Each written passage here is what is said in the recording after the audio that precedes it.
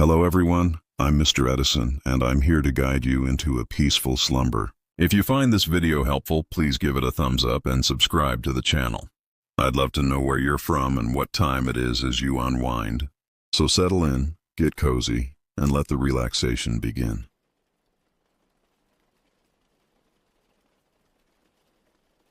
The text message arrived on a Tuesday evening as I sat reviewing quarterly reports in my apartment.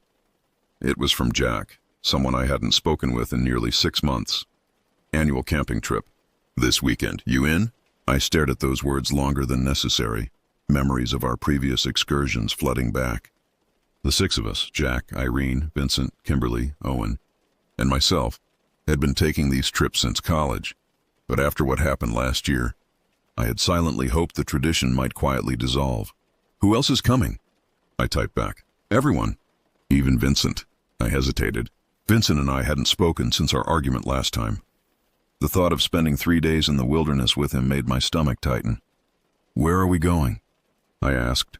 New spot. Bradbury State Forest. Remote section just opened to the public. Pristine. Remote was putting it mildly. I searched for information online and found almost nothing beyond basic park boundaries and regulations.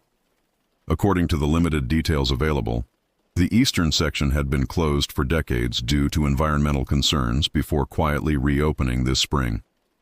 Need an answer by tomorrow, Jack added. Leaving Friday morning. I should have said no. Every rational thought urged caution, but something else, perhaps nostalgia, perhaps the monotony of my current routine, made my fingers type the response I would come to regret. Count me in. The weather forecast predicted clear skies and moderate temperatures, ideal camping conditions. I packed methodically Thursday night, thermal sleeping bag, waterproof boots, extra socks, water purification tablets, first aid kit, compass, portable charger, and a heavy-duty flashlight with spare batteries. Experience had taught me to prepare for contingencies, particularly when venturing into unfamiliar territory. I slept poorly that night, troubled by fragmented dreams of darkness and distant voices calling my name. When my alarm sounded at 5 a.m., I was already awake, staring at the ceiling, questioning my decision. We assembled at Jack's house at 6:30 a.m., loading gear into 2 SUVs under a sky still tinged with the remnants of night. Vincent and I exchanged curt nods, but no words. The tension remained palpable, unspoken, but acknowledged by everyone present. You look terrible, Irene observed as she helped me secure my backpack to the roof rack. Rough night? Just work stress, I lied. I couldn't articulate the growing unease that had settled in my chest, the inexplicable sense that we were making a grave error. Jack distributed laminated maps marked with our destination, a clearing approximately 4 miles from the nearest access road. Cell reception will be spotty at best, he warned. We stay together, follow the trail, and we'll be fine. The drive took nearly 3 hours, small talk gradually fading as we left the highway for increasingly narrow roads. Owen attempted to maintain conversation, sharing anecdotes about his new job, but even his typically infectious enthusiasm waned as we turned onto an unmarked gravel path that jolted us mercilessly for the final 20 minutes. This can't be right, Kimberly muttered, consulting her GPS. There's nothing on the map here. Trust me, Jack insisted. The ranger I spoke with gave explicit directions. We parked where the road became impassable, unloading in silence. The forest loomed before us, dense and uninviting. Ancient trees blocked much of the sunlight, creating a premature dusk beneath their canopy. The air hung heavy with moisture and the musty scent of decomposing vegetation. As we shouldered our packs and prepared to depart, I noticed Owen examining a weathered sign partially obscured by overgrowth. He brushed aside the vines, revealing faded text. Bradbury State Forest, Eastern Sector, authorized personnel only.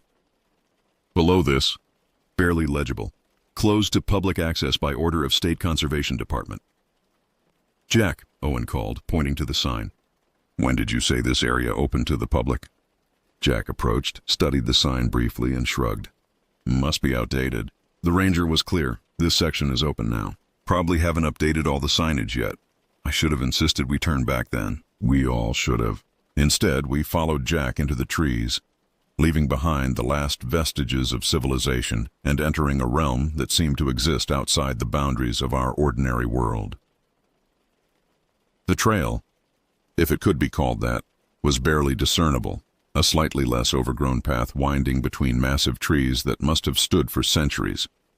We walked in single file, Jack leading with map in hand, Vincent bringing up the rear. No one spoke much.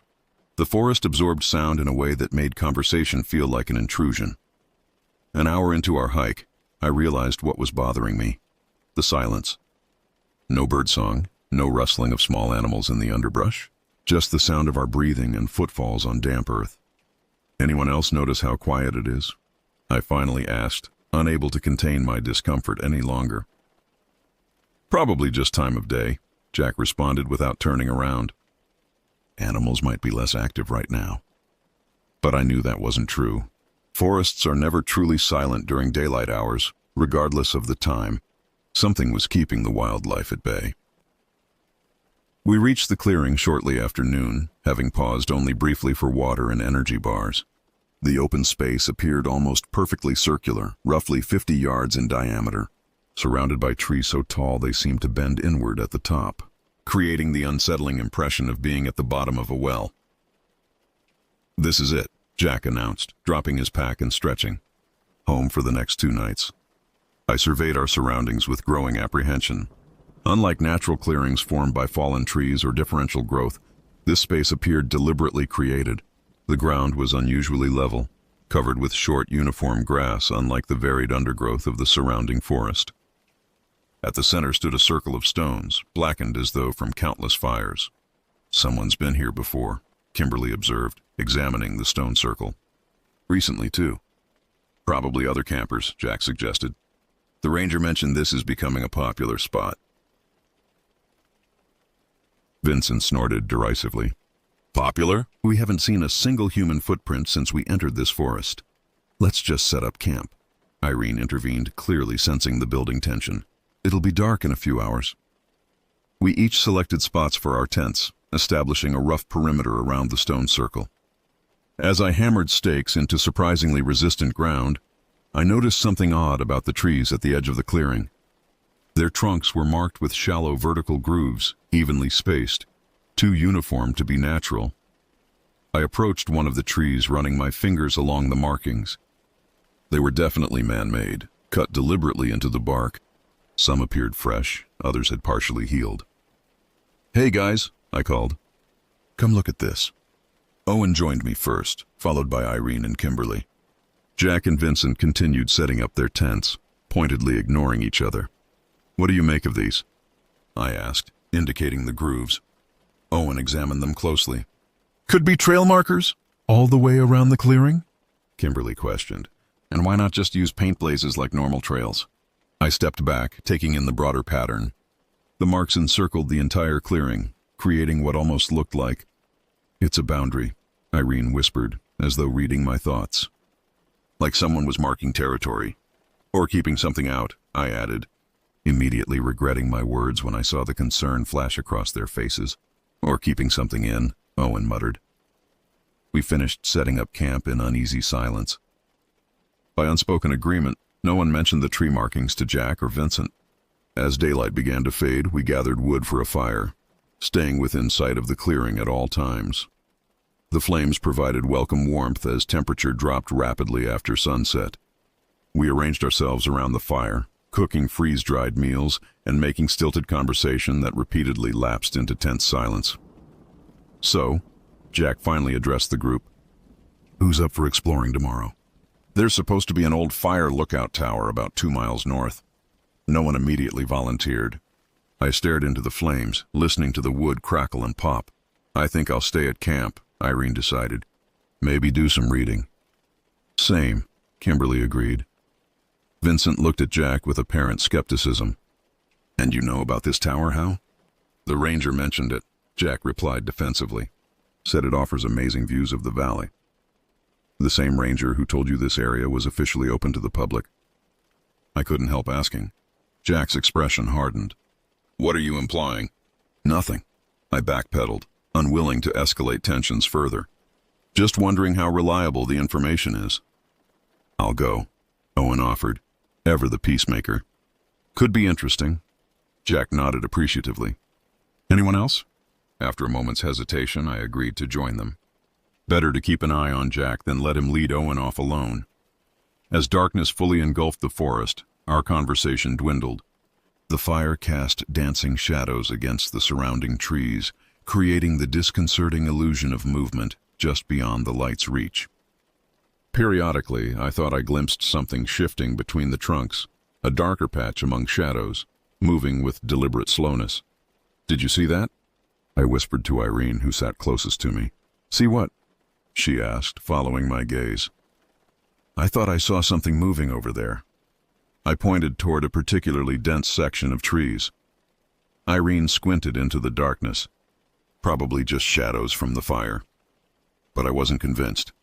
As the night progressed, the sensation of being watched intensified.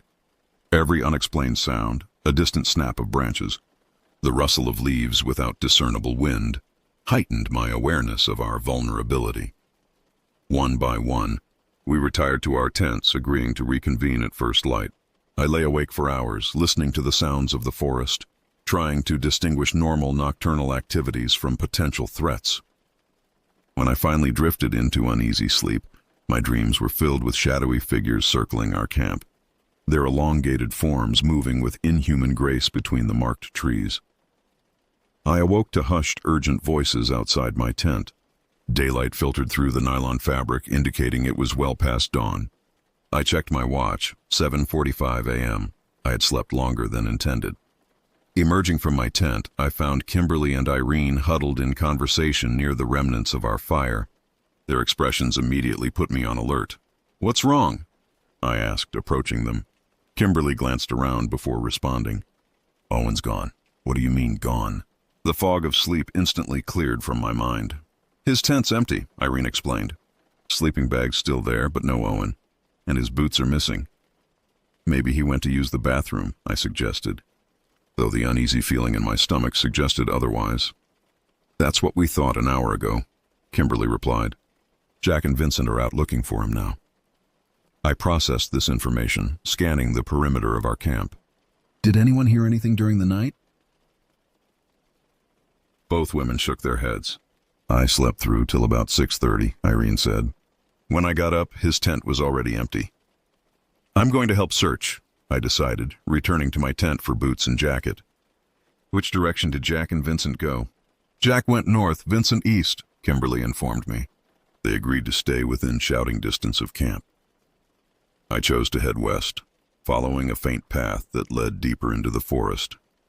The morning air was unusually cold for the season, carrying an earthy scent tinged with something less pleasant, a subtle hint of decay that made breathing deeply uncomfortable. 20 minutes into my search, I discovered a narrow stream cutting through the underbrush. The water ran clear and swift over smooth stones.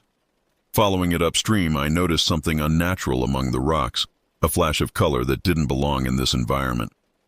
Drawing closer, I identified a plastic water bottle, the kind Owen had packed. It lay wedged between two boulders, partially submerged. I retrieved it, examining the exterior for clues. Owen's initials were marked on the bottom with permanent marker, confirming it was his. More concerning than the bottle itself were the marks on its surface, deep scratches that looked like desperate attempts to grip the smooth plastic. Whatever had happened here, Owen had not discarded the bottle voluntarily. I continued upstream with renewed urgency, scanning the ground for footprints or disturbed vegetation. Approximately 50 yards further, the stream widened into a small pool beneath an outcropping of rock. The water here was darker, murkier. Something on the far bank caught my attention. A shoe print in the soft mud, larger than would be made by any of our group. I approached cautiously, crouching to examine it more closely. The impression was deep, suggesting considerable weight, but its shape was oddly elongated, with what appeared to be only 4 toe marks instead of 5. As I studied the print, a sound from above made me freeze, a soft scraping noise, like something heavy being dragged across stone. I looked up slowly, heart hammering against my ribs. The rocky outcropping formed a shallow cave, its entrance partly concealed by hanging vines. From within that darkness, I detected subtle movement, a shifting of shadows that suggested something substantial lurked just beyond sight. Instinct took over. I backed away slowly, maintaining visual contact with the cave entrance while creating distance. When I judged myself far enough away, I turned and moved with controlled urgency back toward camp, resisting the impulse to run blindly through unfamiliar terrain. I had nearly reached the clearing when I heard voices. Jack and Vincent, their tones agitated. Following the sound, I found them at the northeastern edge of our campsite, examining something on the ground. "Find anything?" I called as I approached. Both men startled at my voice, turning with expressions that immediately heightened my concern. "What is it?" I demanded, joining them. Jack pointed wordlessly to a patch of disturbed earth. At first, I couldn't comprehend what I was seeing. A depression approximately 6 feet long and 2 feet wide, surrounded by scattered leaves and broken twigs. Then understanding dawned with horrifying clarity. "Is that—" I couldn't finish the sentence. "Looks like someone was dragged," Vincent confirmed, his typically confident voice now uncertain. "Recently, too. The soil's still loose." "It's probably not related to Owen," Jack insisted, though his expression betrayed his doubt. "Could be animals."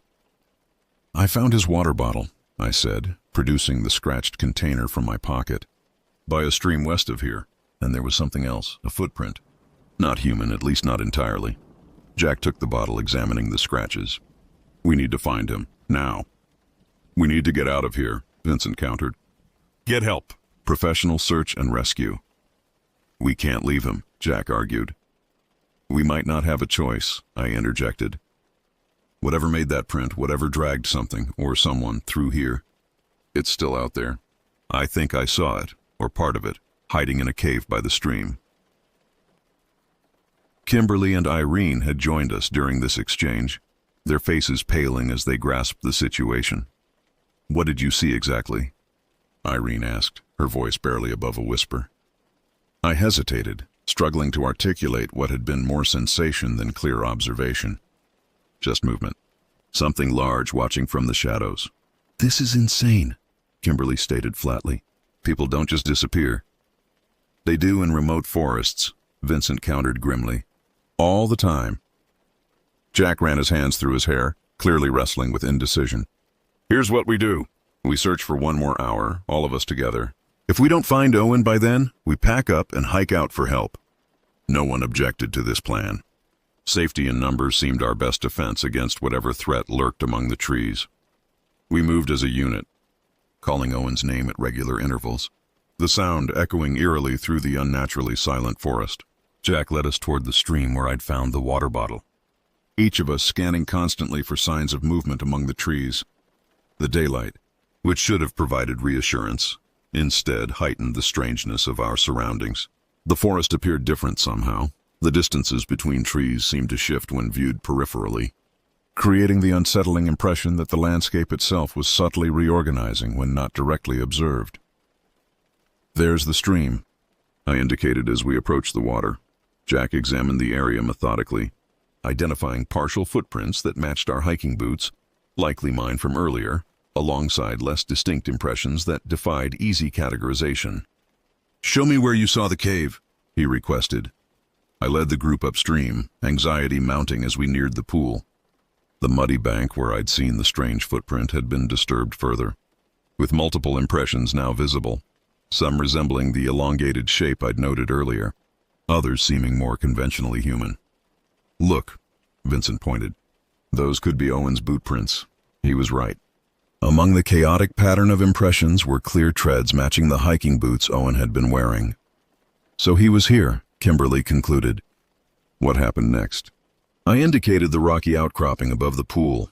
"I think something was watching me from up there." We approached the formation cautiously. In daylight, the cave entrance appeared less ominous, a shallow depression rather than the yawning void it had seemed earlier. Jack produced a powerful flashlight, illuminating the interior. The space extended perhaps 15 feet into the rock, narrowing toward the back. The floor was relatively flat, covered with dried leaves and small animal bones, normal detritus for a wilderness shelter. But against the rear wall lay something distinctly unnatural, a tattered backpack. "That's not Owen's," Irene observed immediately. His was green. This one's blue. Jack entered the cave despite our protests, retrieving the backpack with careful movements. Outside, he examined it thoroughly before opening the main compartment. The contents were sparse but revealing. A damaged compass, a half-empty water bottle, a moldering sandwich wrapped in plastic, and a small notebook with a waterproof cover. Most telling was the driver's license in the side pocket, issued to Gregory Wilson, age 28, from Portland. "Check the date on the license," Vincent suggested. Jack examined it, his expression growing more troubled. "Issued 3 years ago. So someone else has been out here," Kimberly reasoned. "Recently enough that the food hasn't completely rotted." Jack opened the notebook, scanning the first few pages. "It's a journal," he announced. "Last entry dated 10 days ago." We gathered closer as Jack read aloud. "Day 4 in Bradbury. Still no sign of wildlife larger than insects. The silence is unnerving. Camp established in circular clearing approximately 4 miles from access road. Strange markings on trees surrounding clearing. Appear man-made but purpose unclear. We'll investigate further tomorrow." Jack turned the page and continued. Day 5. Discovered what appears to be primitive camping site in clearing. Stone circle. Evidence of past fires. More concerning are additional markings found on trees extending in concentric circles outward from clearing. These are definitely not trailblazes or forestry markings. Some appear extremely old, others fresh. Someone or something is maintaining them regularly. The next entry was notably shorter. Day 6. Not alone here. Observed movement among trees at dusk. Too tall for human. Too deliberate for animal. Maintaining distance but definitely watching. We'll relocate camp tomorrow. Jack turned another page. Day 7. Found unusual tracks near stream west of clearing. Whatever made them walks upright, but foot structure unlike anything I recognize. Attempted photographs, but camera malfunctioning. No coincidence that electronic equipment failing since yesterday. Watch stopped. GPS dead. Going to try reaching access road tomorrow. The final entry consisted of a single line, the handwriting noticeably less steady. They're closing in. Markings not to keep something out, to keep something in. Silence descended as Jack closed the notebook. The implications were impossible to ignore. "We need to leave," Vincent stated firmly. "Now." For once, no one disagreed. We turned to retrace our steps to camp, moving with greater urgency than before. As we approached the clearing, Kimberly suddenly gasped, pointing toward the trees. "There, did you see that?" We followed her gesture but saw nothing unusual. "Something tall," she insisted. "Just for a second between those 2 pines. Let's just get our gear and go," Jack decided, leading us into the clearing. We packed with frantic efficiency, dismantling tents and stowing equipment in record time. No one ventured alone even to retrieve items from their individual campsites. Within 20 minutes, we were ready to depart. "Which way?" Irene asked, scanning the perimeter nervously. Jack consulted his map and compass. "South, same way we came in." "Wait," I interrupted.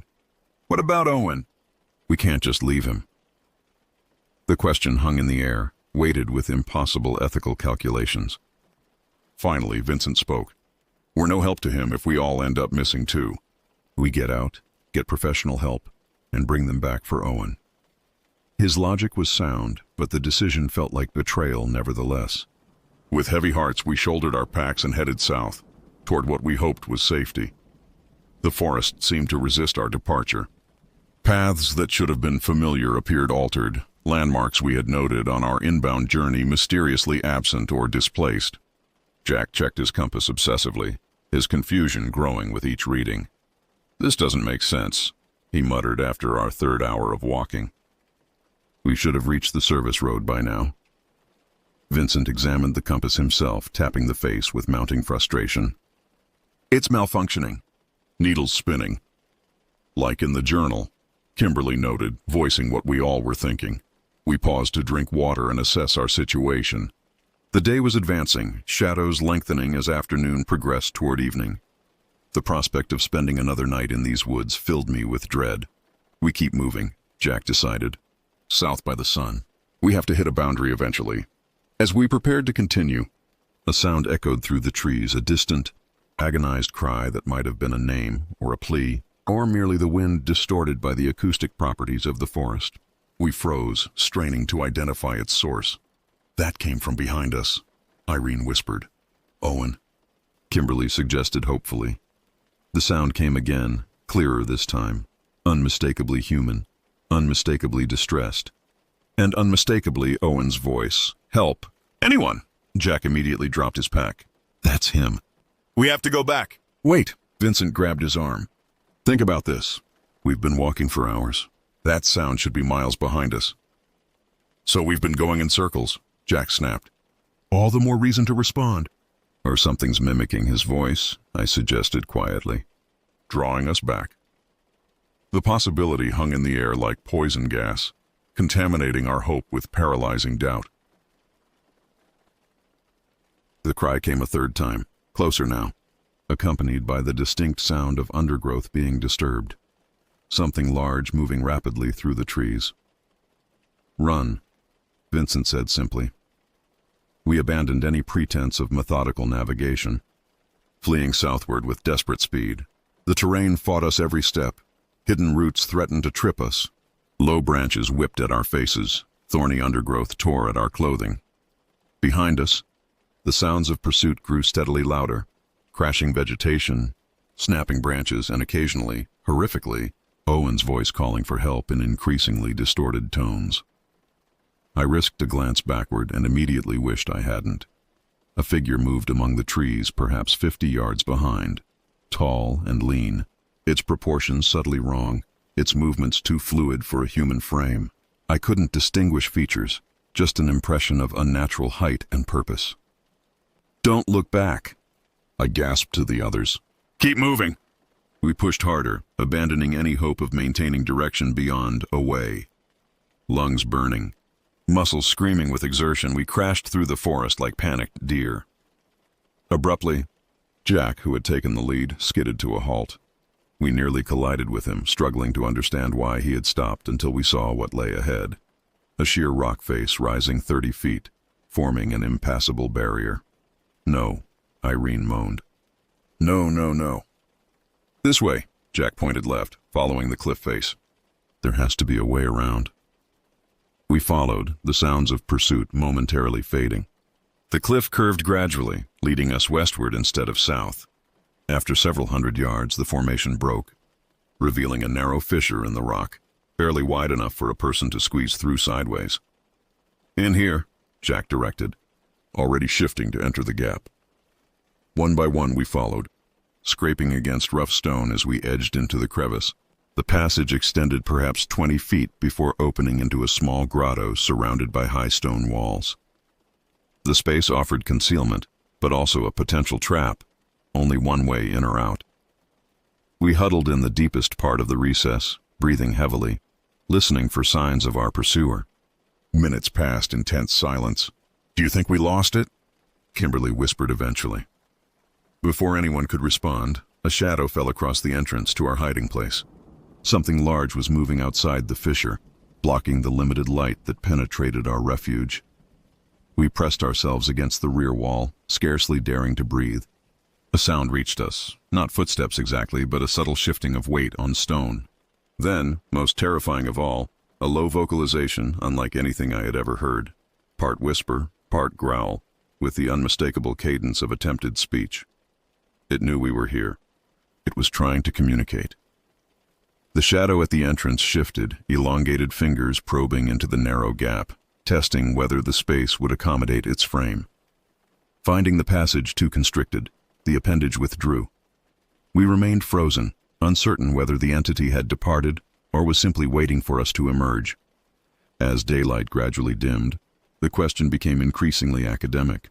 We would eventually need to leave our sanctuary or face spending the night without shelter, food, or adequate water. We wait until full dark, Jack whispered. Then make a break for it. It might have more trouble tracking us at night. Or it might have perfect night vision, Vincent countered grimly. We don't know what we're dealing with. We can't stay here indefinitely, I pointed out. In the end, necessity dictated our decision.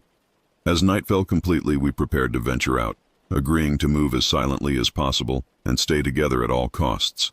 Jack would lead, followed by Kimberly, Irene, myself, and Vincent bringing up the rear. We would head due south again, using the stars for navigation since our compass had proven unreliable. One by one, we squeezed back through the fissure, emerging into a forest transformed by darkness. The canopy blocked most starlight, leaving us in near total blackness. We moved by touch more than sight, maintaining contact with the person ahead through a hand on shoulder or backpack. Progress was agonizingly slow, each step taken with excruciating care to avoid creating noise. The forest had fallen into its nighttime rhythm, punctuated by occasional rustling or distant calls of nocturnal creatures. The resumed presence of normal wildlife sounds provided small comfort. Perhaps our pursuer had indeed moved on. We had been moving for perhaps 30 minutes when Vincent suddenly gripped my shoulder, stopping me in my tracks. The halt propagated forward through our human chain until we all stood motionless. "Listen," Vincent breathed against my ear. At first I heard nothing unusual. Then, faintly but unmistakably, came the sound of rhythmic movement through the forest, not directly behind us, but paralleling our course some distance to our right. "It's flanking us," I realized aloud. The night suddenly seemed alive with subtle sounds, movement from multiple directions, as though we were being encircled by several entities moving with coordinated purpose. "Change direction," Jack whispered from ahead. "Left, 90 degrees. We adjusted our course, moving eastward now, hoping to break through whatever pattern was developing around us. For several minutes, the strategy seemed to work. The sounds of pursuit faded slightly. Then Kimberly gasped. "I see light ahead." Indeed, a faint glow was visible through the trees. Not the harsh beam of a flashlight or headlamp, but a softer illumination like distant firelight. "Could be campers," Irene suggested hopefully. "Other people. Or a trap," Vincent cautioned. "We have to check," Jack decided. "If there are other people, they might help us." We advanced cautiously toward the light source. As we drew nearer, the forest began to look strangely familiar. The spacing of trees, the pattern of undergrowth. With sickening certainty, I realized where we were moments before we broke through the final line of trees into the circular clearing where we had first made camp. The stone circle at the center glowed with embers of a recently abandoned fire, one we had not lit before our departure hours earlier. "This is impossible," Kimberly whispered. "We've been walking away from here all day." Yet the evidence was undeniable. Through some inexplicable distortion of geography or perception, we had returned to our starting point. More disturbing still was what awaited us in the clearing. Our tents, which we had disassembled and packed, stood erected exactly as before. Our gear, which should have been on our backs, lay arranged neatly beside each shelter. And seated on a log beside the glowing embers, his back to us, was a figure we all recognized instantly. "Owen! Owen!" Kimberly called out, relief overwhelming caution as she rushed forward. The rest of us followed more hesitantly. Instinctive joy at finding our missing friend tempered by the sheer impossibility of the situation. Owen turned slowly at Kimberly's approach. In the dim light, his features were obscured, but something about his posture seemed wrong, too rigid, too controlled. "Stop," Vincent warned, grabbing Kimberly's arm before she could reach Owen. "Something's not right." Owen stood, his movements strangely fluid. When he spoke, his voice sounded normal, yet somehow hollow, as if emanating from a recording rather than a living throat. "You came back," he observed. "They said you would." "They?" Jack questioned, taking a half step backward. "Who's they, Owen?" Owen gestured toward the surrounding forest. "The Watchers. The Keepers. They've been here long before this was a forest reserve, long before there were roads or towns or boundaries." I studied Owen carefully, noting subtle abnormalities that became more apparent as my eyes adjusted to the low light. His skin had an unusual pallor, and his eyes reflected the firelight differently than they should have. Too bright, too constant. "What happened to you?" I asked quietly. "Where have you been?" "Everywhere in here is the same place," Owen replied with unnerving serenity. "The boundaries are permeable, fluid. They let me understand that." "We need to get out of here," Irene whispered urgently. "All of us, right now." Owen shook his head slowly. "No one leaves anymore. That's why they make the markings. Not to keep something in, but to keep awareness contained. This place is different, special. It changes you if you stay long enough. The journal we found, Jack ventured. Gregory Wilson. Did you meet him? Gregory, Owen repeated as though tasting the name. Yes, he understood too eventually. He's still here, in a manner of speaking. The implications of that statement sent ice through my veins. I scanned the clearing's edge, suddenly certain we were being observed by multiple entities concealed just beyond the firelight's reach. Owen! Vincent stepped forward, his voice deliberately calm. We're going to take you home now. Back to your family. Something shifted in Owen's expression, a momentary flicker of his former self breaking through whatever had taken hold of him. Family, he murmured. I remember a family. That's right, Vincent encouraged. Your parents, your sister, they're waiting for you. Owen's face contorted briefly, genuine distress replacing the unnatural calm.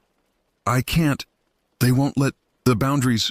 His words dissolved into incoherence as he clutched his head. Swaying slightly, taking advantage of the moment, Vincent lunged forward, grabbing Owen's arm. Now, we're leaving now! Owen's reaction was immediate and horrifying. He straightened with inhuman swiftness, eyes widening to an impossible degree. When he spoke again, his voice had changed completely, deeper, resonant, layered with multiple tones speaking in unison. You cannot leave. The words seemed to physically impact us, reverberating through the clearing with such force that we staggered backward. The embers in the stone circle flared suddenly, casting grotesque, elongated shadows across the ground. From the forest surrounding us came movement, tall, slender figures emerging partially from behind trees, their forms distorted and incomplete, as though reality itself struggled to manifest them properly in our perception. The Watchers, Kimberly breathed. Owen, or whatever now controlled Owen, extended an arm toward the figures. They have maintained this place for millennia. A sanctuary, a crossing point. You have been chosen to understand. Understand what? Jack demanded, his voice cracking with fear and defiance. That reality is malleable. That consciousness can exist beyond your limited perception. That boundaries between worlds are not fixed, but negotiable. As these words echoed through the clearing, the tall figures began a slow, deliberate advance. Their movements were synchronized yet individually distinct, creating a hypnotic visual rhythm that made focusing on any single entity nearly impossible. Run! Vincent shouted, breaking the momentary paralysis that had gripped us. We scattered, abandoning any pretense of coordinated escape.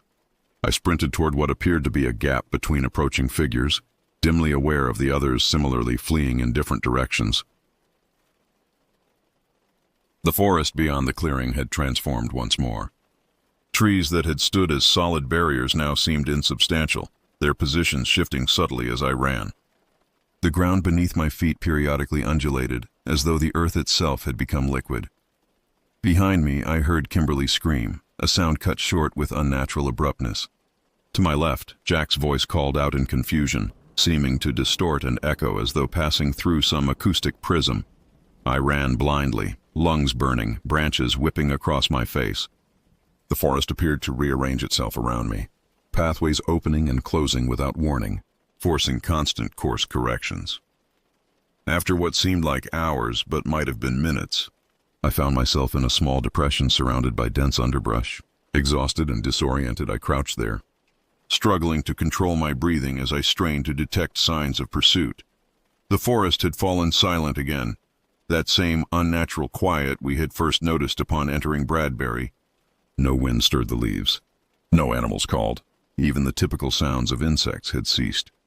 As my racing heart gradually slowed, rational thought began to reassert itself. My friends were scattered, possibly captured. I had no equipment, no water, no means of navigation. And I was trapped in what increasingly appeared to be some kind of spatial anomaly where conventional geography had become meaningless. I needed information, understanding, some framework that might help me survive this nightmare and potentially help the others. The journal we had found suddenly seemed crucial.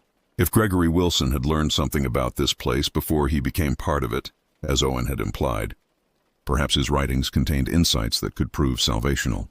Decision made. I began a careful return toward the clearing. Rather than moving directly, I circled widely, approaching from a different angle than my initial flight. The terrain seemed more stable now, as though whatever distortion had affected it earlier had temporarily subsided. As I neared the clearing's edge, I maintained cover behind a massive fallen tree, peering cautiously over its mossy surface. The scene before me defied rational explanation. The clearing now contained a structure that had not been there before, a crude shelter assembled from branches and leaves, yet arranged with geometric precision that no human builder would conceive. Around this shelter moved several figures, including Owen and what appeared to be Irene, though her movement suggested the same unnatural control that had manifested in Owen earlier. Of the tall entities there was no sign, yet their presence remained palpable, an invisible influence directing the activities in the clearing. Most disturbing was an object at the center of the activity. Gregory Wilson's backpack, its contents spread across a flat stone. The journal lay open, additional pages being filled with fresh writing, Irene's hand moving across the paper with mechanical precision while Owen stood watching. They were documenting something, adding to the record. I needed to retrieve that journal, but direct approach seemed suicidal. I would have to wait for an opportunity. Perhaps nightfall would provide better cover. As I considered options, a twig snapped behind me. I turned slowly, expecting to face one of the watchers. Instead, I found Vincent crouched several yards away, his face scratched and dirty, but his eyes clear and focused. He motioned for silence, then carefully made his way to my position. "Jack and Kimberly?" I whispered when he reached me. Vincent shook his head grimly. "Saw Jack being led back to the clearing about 20 minutes ago. No sign of Kimberly." "What are they?" I asked, indicating the clearing with a slight gesture. "Not sure they're anything we have words for," Vincent replied. "But I found something while running. A structure, man-made, not like whatever they built there. Concrete foundation, metal door, about half a mile east. Looks like some kind of research station or monitoring post." Hope flickered briefly. "Government? Military?" "Abandoned, but not for long. Equipment inside still looks functional. And there are documents, reports dating back decades about anomalous activity in this sector. That's why it was closed to the public." "The ranger Jack mentioned," I realized. "There probably never was one." Vincent nodded. "He found this place online somehow. Information that was never supposed to be public. We need to get back to that structure," I decided. "If it's man-made, it might offer protection, maybe even communication equipment." "First, we need that journal," Vincent countered, nodding toward the clearing. "And I think I know how to create a diversion." Vincent's plan was simple but dangerous. He would circle around to the opposite side of the clearing and create a disturbance significant enough to draw attention away from the journal. During the confusion, I would dash in, grab the journal and anything else useful, then retreat toward the east, where Vincent would rejoin me. Together, we would make for the concrete structure he had discovered. We synchronized our watches and agreed on a 15-minute window for Vincent to get into position. Then, with a silent nod, he disappeared into the underbrush, moving with surprising stealth for someone of his size. I focused on controlling my breathing, mentally rehearsing my route into and out of the clearing. The journal lay approximately 30 yards from my position, an exposed sprint that would leave me vulnerable for crucial seconds. Time crawled by with excruciating slowness. In the clearing, Owen and Irene continued their methodical documentation, while Jack sat unnaturally still beside the shelter, his expression vacant, occasionally murmuring words I couldn't distinguish at this distance. As the agreed time approached, I tensed, ready to move at the first sign of Vincent's diversion. Seconds ticked past the appointed moment with no disturbance. 1 minute, 2. I began to fear Vincent had been captured or worse. Then, with startling suddenness, a series of explosions erupted from the far side of the clearing, not actual detonations, I realized, but the sound of Vincent striking trees with some heavy implement in rapid succession, creating a thunderous barrage that echoed through the forest. The effect on the clearing was immediate. Owen and Irene snapped upright, their movements suddenly jerky and uncoordinated as though conflicting commands were being transmitted through their bodies. Jack remained seated, but turned his head with robotic precision toward the sound. More significantly, shapes began to materialize at the forest's edge. The tall watchers, now more physically substantial than before, moving with alarming speed toward the source of the disturbance. I didn't waste the opportunity. Launching from my concealment, I sprinted across open ground toward the stone where the journal lay. The sensation of exposure was overwhelming, a certainty that at any moment, attention would shift back to the clearing and I would be discovered. Reaching the stone, I snatched up the journal and several loose pages covered with fresh writing. Only then did I notice what had been concealed beneath them, a handheld radio, military grade by the look of it. Presumably from Gregory Wilson's original equipment, I grabbed this as well, shoving everything into my shirt before turning to flee eastward as planned. As I spun around, I found myself face to face with Jack, who had risen and moved behind me with terrifying silence. His eyes, once familiar, now reflected the same hollow occupation I had observed in Owen. When he spoke, his voice carried that same layered quality. "You cannot take the knowledge," he stated, reaching for my throat with hands that no longer moved like human appendages. Instinct rather than conscious decision drove my response. I ducked under his grasp and drove my shoulder into his midsection, using his own rigidity against him. Jack toppled backward, his movements uncoordinated, giving me precious seconds to sprint toward the eastern perimeter. I didn't look back as I crashed through the underbrush, focused solely on putting distance between myself and the clearing. The sounds of pursuit were immediate: crashing vegetation, that distinctive fluid movement that characterized the watchers, and worst of all, voices calling my name in perfect imitations of my friends. Vincent and I had established an emergency rendezvous point, a lightning-struck tree approximately 200 yards from the clearing. I headed there directly, praying he had escaped whatever response his diversion had triggered. To my immense relief, Vincent was already waiting, his breathing heavy, a large branch still clutched in his right hand, the implement he had used to create his percussion-based distraction. "Got it?" he gasped as I approached. I nodded, displaying the journal and radio briefly before continuing past him. "No time. They're right behind me." Together we fled eastward, Vincent leading with confident navigation despite the uniform appearance of the surrounding forest. The sounds of pursuit continued, sometimes seeming to fade only to resurge with alarming proximity moments later. "How much farther?" I managed between labored breaths. "Close," Vincent responded. 2 minutes if we maintain pace." We pushed harder, ignoring burning muscles and the stitch developing in my side. The forest began to thin slightly, indicating some change in the terrain ahead. Then suddenly we broke through into a small clearing dominated by a concrete structure approximately the size of a garden shed. Its weathered surface was discolored by years of exposure, but the metal door set into its face appeared solid and recent. Vincent reached it first, yanking the handle. It opened with surprising ease, revealing a dim interior illuminated only by what little daylight penetrated through narrow observation slits in the walls. We ducked inside, Vincent pulling the door closed behind us. A heavy locking mechanism engaged automatically, the solid thunk providing momentary reassurance. As my eyes adjusted to the dimness, I took in our surroundings. The space was utilitarian: concrete floor, metal shelving along one wall holding various equipment, a desk with monitoring devices, some powered down, others displaying static-filled screens. "What is this place?" I whispered, though logically there was no need for quiet inside these walls. "Some kind of research outpost," Vincent replied, moving to examine the equipment. "Been monitoring whatever happens in those woods for decades, judging by the paperwork." I extracted the journal and radio from my shirt, placing them on the desk beside what appeared to be a logbook. The most recent entry was dated just 3 weeks earlier, evidence that someone had been maintaining this facility until very recently.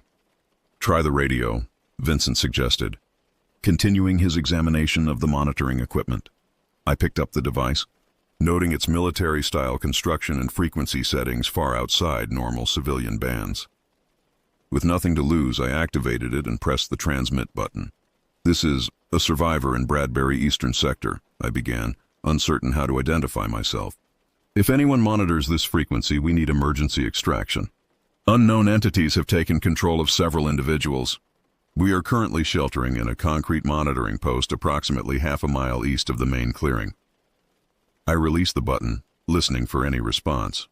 Static crackled from the speaker, occasionally punctuated by electronic tones that didn't correspond to human speech. "Anything useful in the journal?" Vincent asked, giving up on the monitoring equipment and joining me at the desk.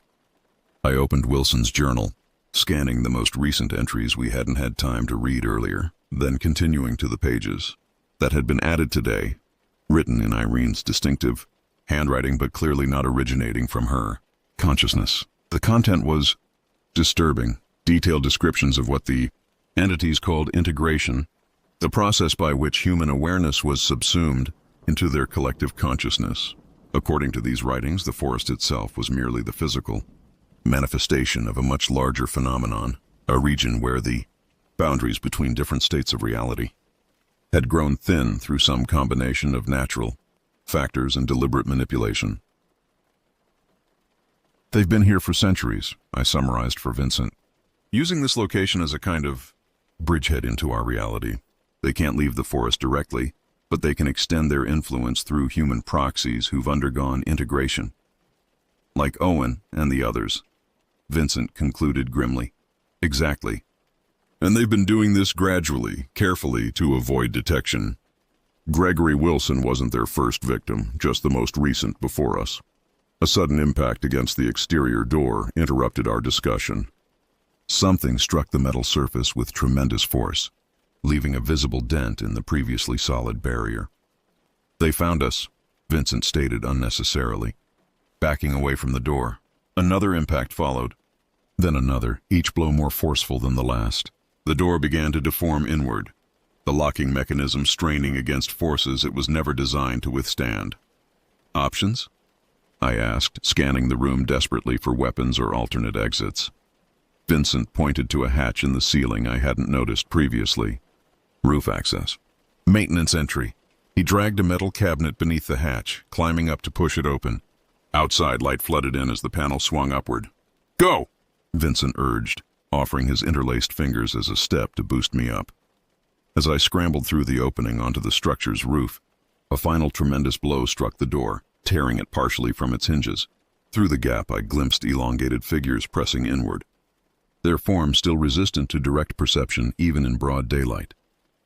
Vincent followed me through the hatch moments later, slamming it closed behind him. The concrete roof offered temporary sanctuary, but no escape route. A 6-foot drop surrounded the structure on all sides, with open ground extending several yards before the forest resumed. "Now what?" I asked, the hopelessness of our situation becoming increasingly apparent. Before Vincent could respond, the radio I still clutched suddenly crackled to life. "Unidentified persons at Bradbury Monitoring Station. This is Containment Team Echo. We have your position. ETA 3 minutes. Seek cover and prepare for extraction." Hope surged through me as I keyed the transmit button. "Confirmed." 2 survivors on the roof of the monitoring station. Hostiles currently breaching the structure from below. "Understood. Maintain position." Vincent and I exchanged looks of cautious optimism, tempered by awareness that our situation remained precarious. Below us, sounds of destruction indicated the entities had fully penetrated the interior and would likely discover the roof access momentarily. 3 minutes is a long time, Vincent observed, scanning the tree line for any sign of approaching rescue. As if in response to his doubt, a rhythmic thumping sound became audible from the north, the unmistakable percussion of helicopter rotors approaching rapidly. The hatch beneath our feet began to vibrate as something struck it from below. We backed away, moving to the edge of the roof, furthest from the access point. The helicopter appeared over the tree line, a black military model without identifying markings. It descended rapidly toward our position, hovering approximately 20 feet above the structure. A rope ladder deployed from the side door, dangling within reach. "Go!" Vincent shouted over the rotor noise, pushing me toward the ladder. I grabbed the lowest rung just as the roof hatch burst open, a grotesquely elongated arm extending upward. Vincent kicked at the appendage before turning to follow me up the ladder. As we climbed, the helicopter began to rise, creating distance between us and the entities now emerging onto the roof. Looking down, I witnessed something I will never be able to adequately describe. The watchers, fully visible in daylight, their forms somehow existing in multiple states simultaneously, parts of them solid while others appeared translucent or distorted, as though reality itself rejected their complete manifestation. More disturbing were the human figures emerging behind them. Owen, Jack, Irene, all moving with that same unnatural coordination, their eyes fixed upward with expressions of collective purpose. We reached the helicopter door, pulled inside by efficient hands belonging to personnel in tactical gear. As I collapsed onto a bench seat, exhaustion finally overcoming adrenaline, I caught a final glimpse of the scene below through the open door.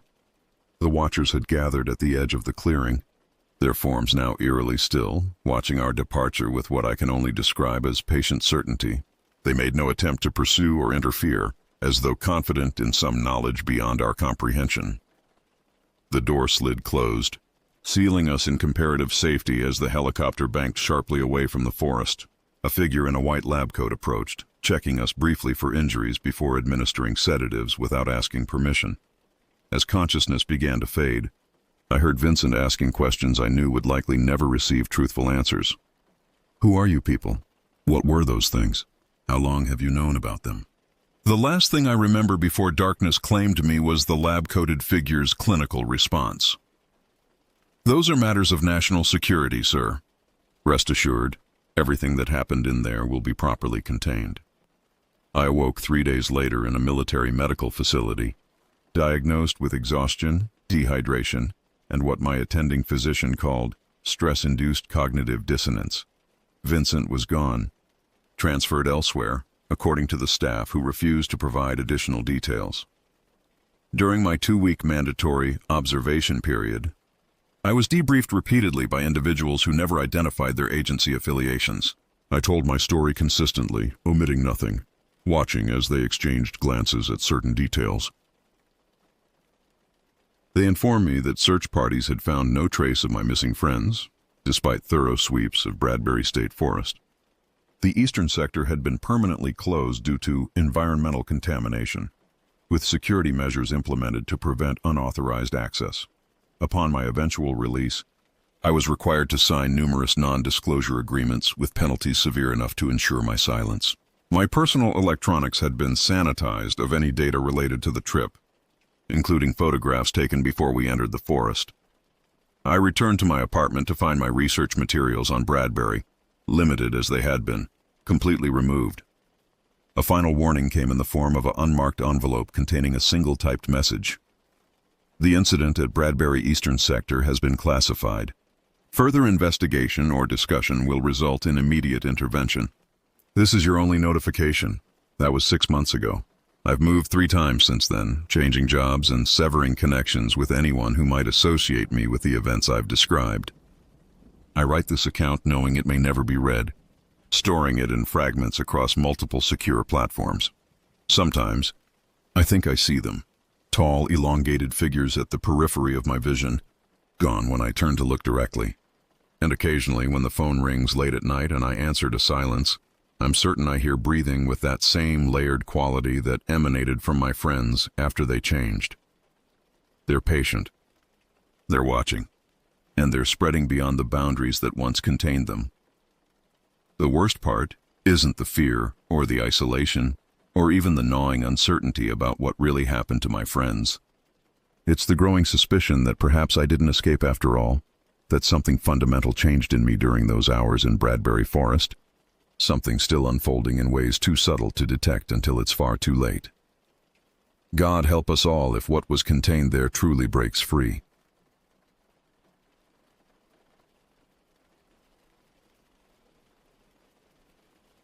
I've always loved the desert. Not in the way tourists love it, snapping selfies under arches or posing next to dusty trail signs. I mean the real desert, the stretches that look untouched, where you can drive for hours without seeing another car. The kind of land that makes you feel like you've slipped out of time.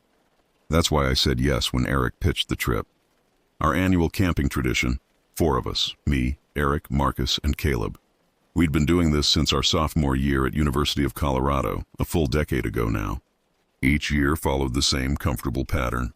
Pick a remote spot, drop off the grid for a few days, drink some whiskey, talk about our increasingly corporate lives, and maybe do some stargazing if the weather cooperated. It was predictable, comforting, A reminder that underneath our pressed shirts and professional facades, we were still the same guys who once stayed up until dawn arguing about philosophy and music. This year, though, Eric wanted something different. "I've found a place," he said during our planning call, his voice carrying that edge of excitement I recognized from our wilder college days. "Not a park, not a campsite, just a place." "Where?" I asked, already imagining the standard desert vistas and red rock formations. "Somewhere out past the Navajo Nation in southern Utah. Real off-grid," he said. "A guide I met in Moab told me about it. Said there's this basin tucked between two ridges, totally secluded. No trails, no campsites, no people." I remember asking how we were supposed to get there if there weren't any trails. He just grinned through the video call and said, "That's the point, David." I should have said no. I wish to God I had. We met up in Salt Lake City on a Thursday morning in May 2025. The plan seemed simple.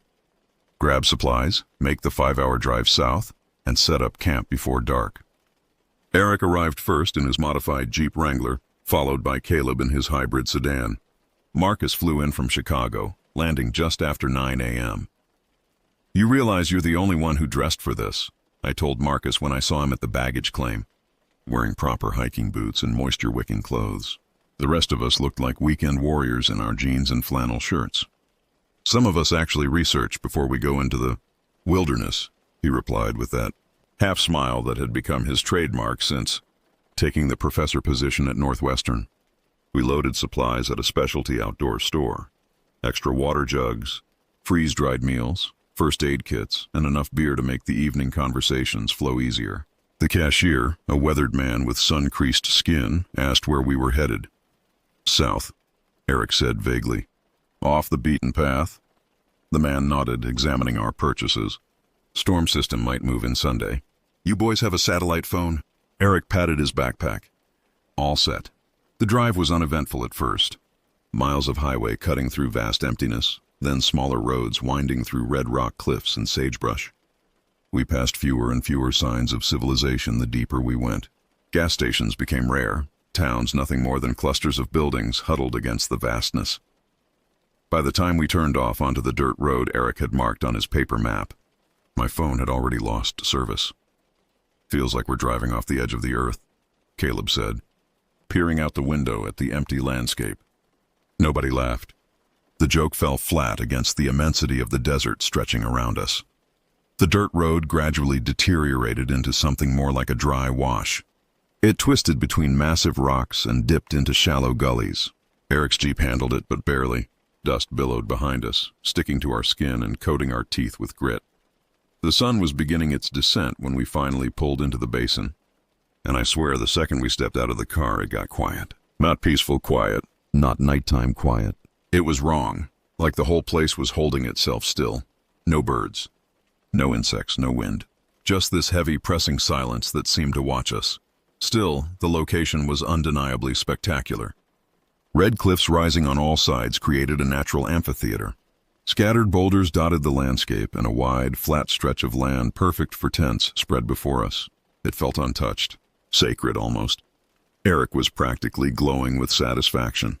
"Told you," he said, tossing his pack to the ground. "This place is perfect." I wanted to agree. But something in my gut tightened when I looked up at those towering cliffs. They felt too close, like walls, like we were being observed. We set up camp efficiently. 2 tents, a circle of stones for the fire, and a cooking area off to the side. We didn't bother checking cell phones. No point. Caleb pulled out a Bluetooth speaker and played some classic rock while Marcus prepared dinner, freeze-dried stroganoff rehydrated over the camp stove.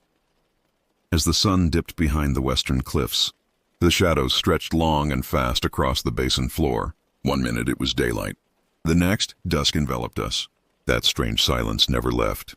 Even the music sounded muffled, as if the air itself was absorbing the sound waves. Still, the fire helped dispel the unease. We drank bourbon from metal cups, told stories from the past year. Eric described the corporate merger that had consumed his life for 6 months.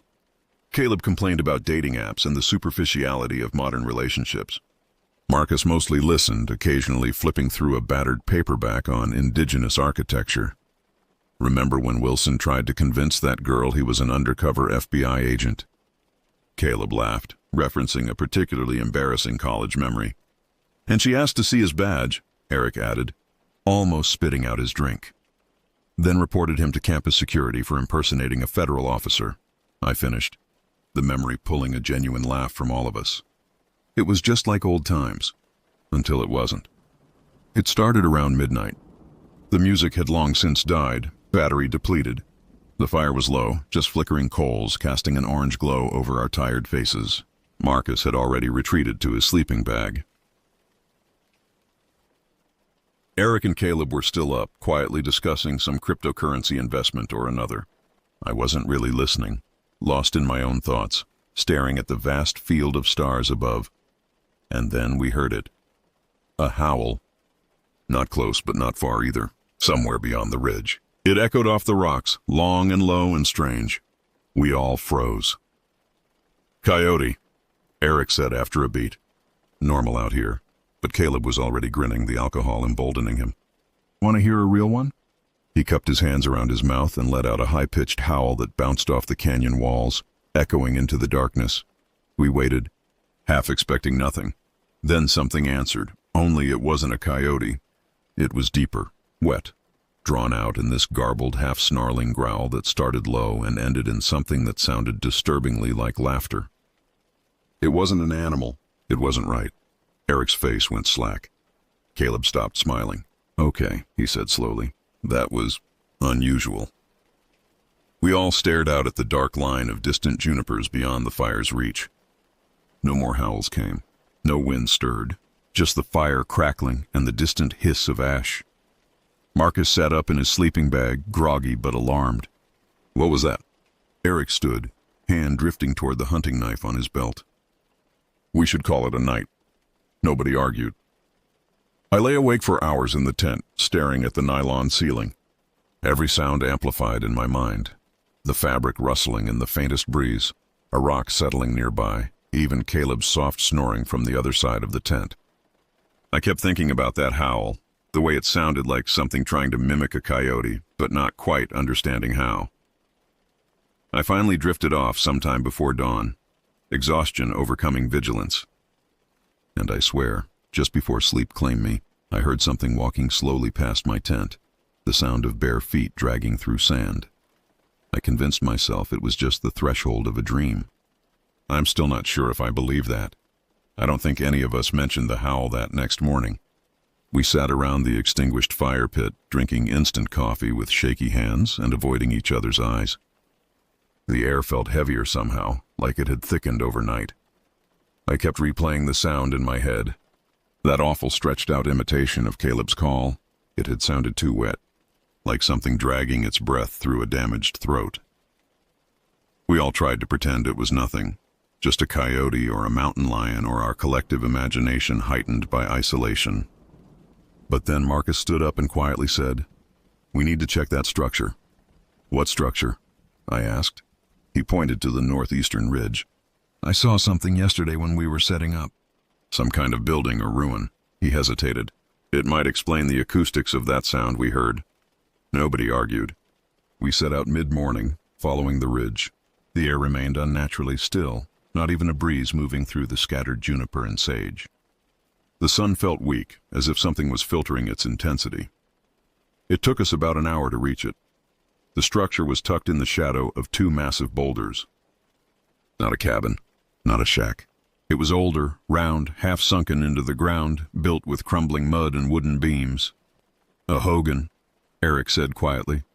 "It's Navajo."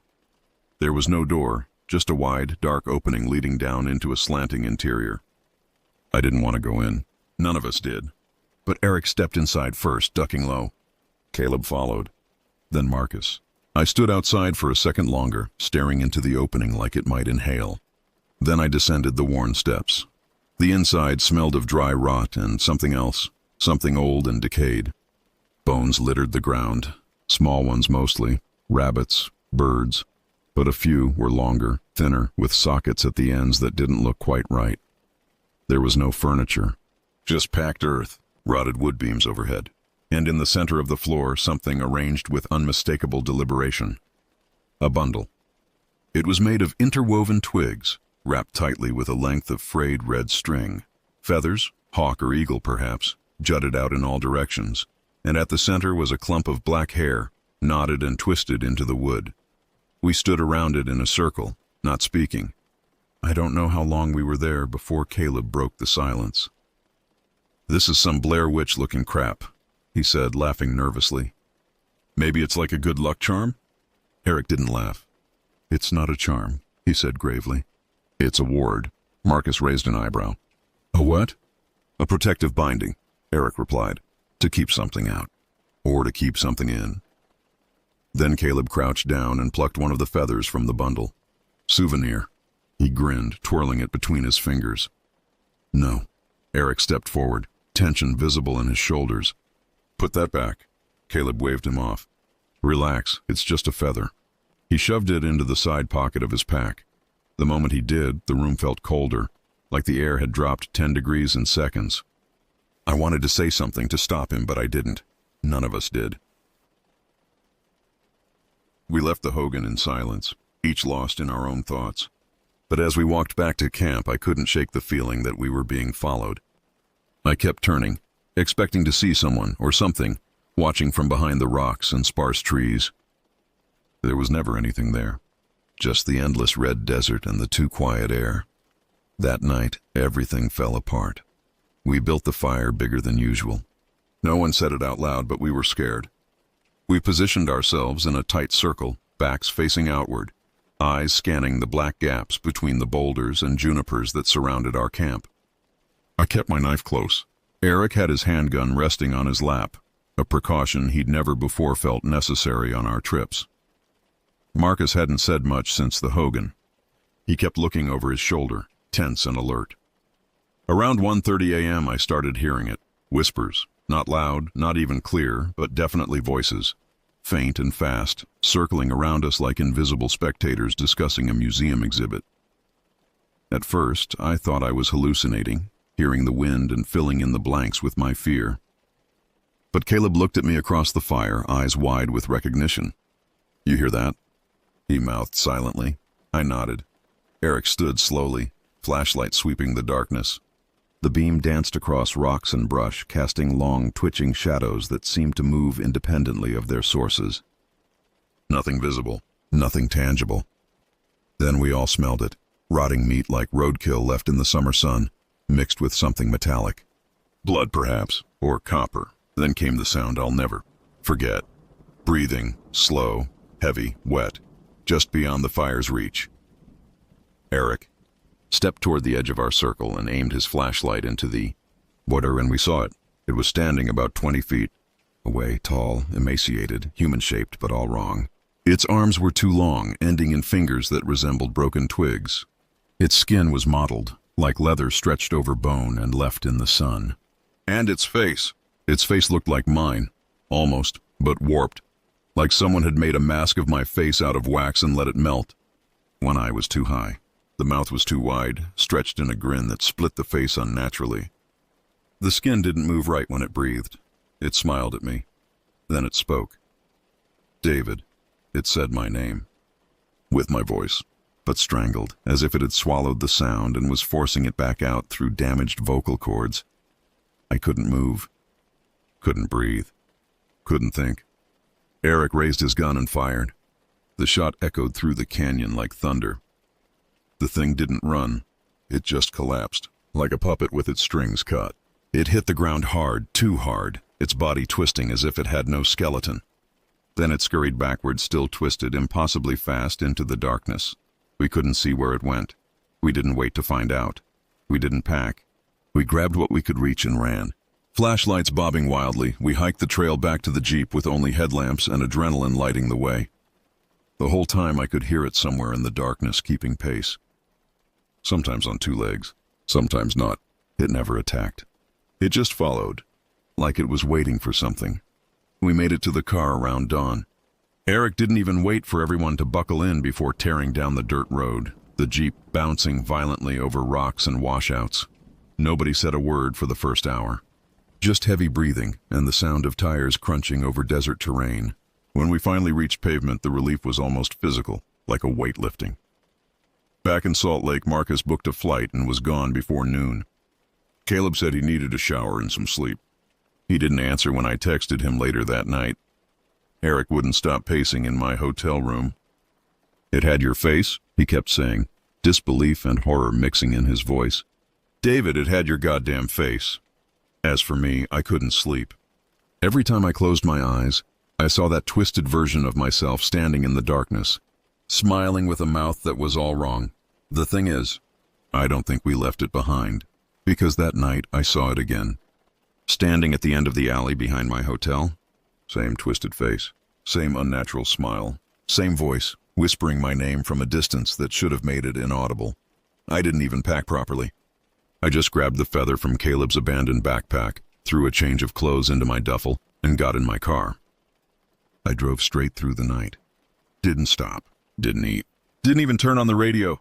Just me, the road, and that thing in my mind whispering my name like it had claimed ownership. Every time I blinked, I saw its face again, that half-melted version of me. Too wide, too still, too hungry. By the time the sun rose, I was already deep into southern Utah. The red dust started appearing on the edges of the road like dried bloodstains. The closer I got to the basin, the worse it felt. The wind disappeared. Birds vanished from the sky. The world seemed to hold its breath as if waiting for me to return. And the worst part? I knew I had to. I reached the edge of the canyon just before noon. Everything was exactly as we'd left it.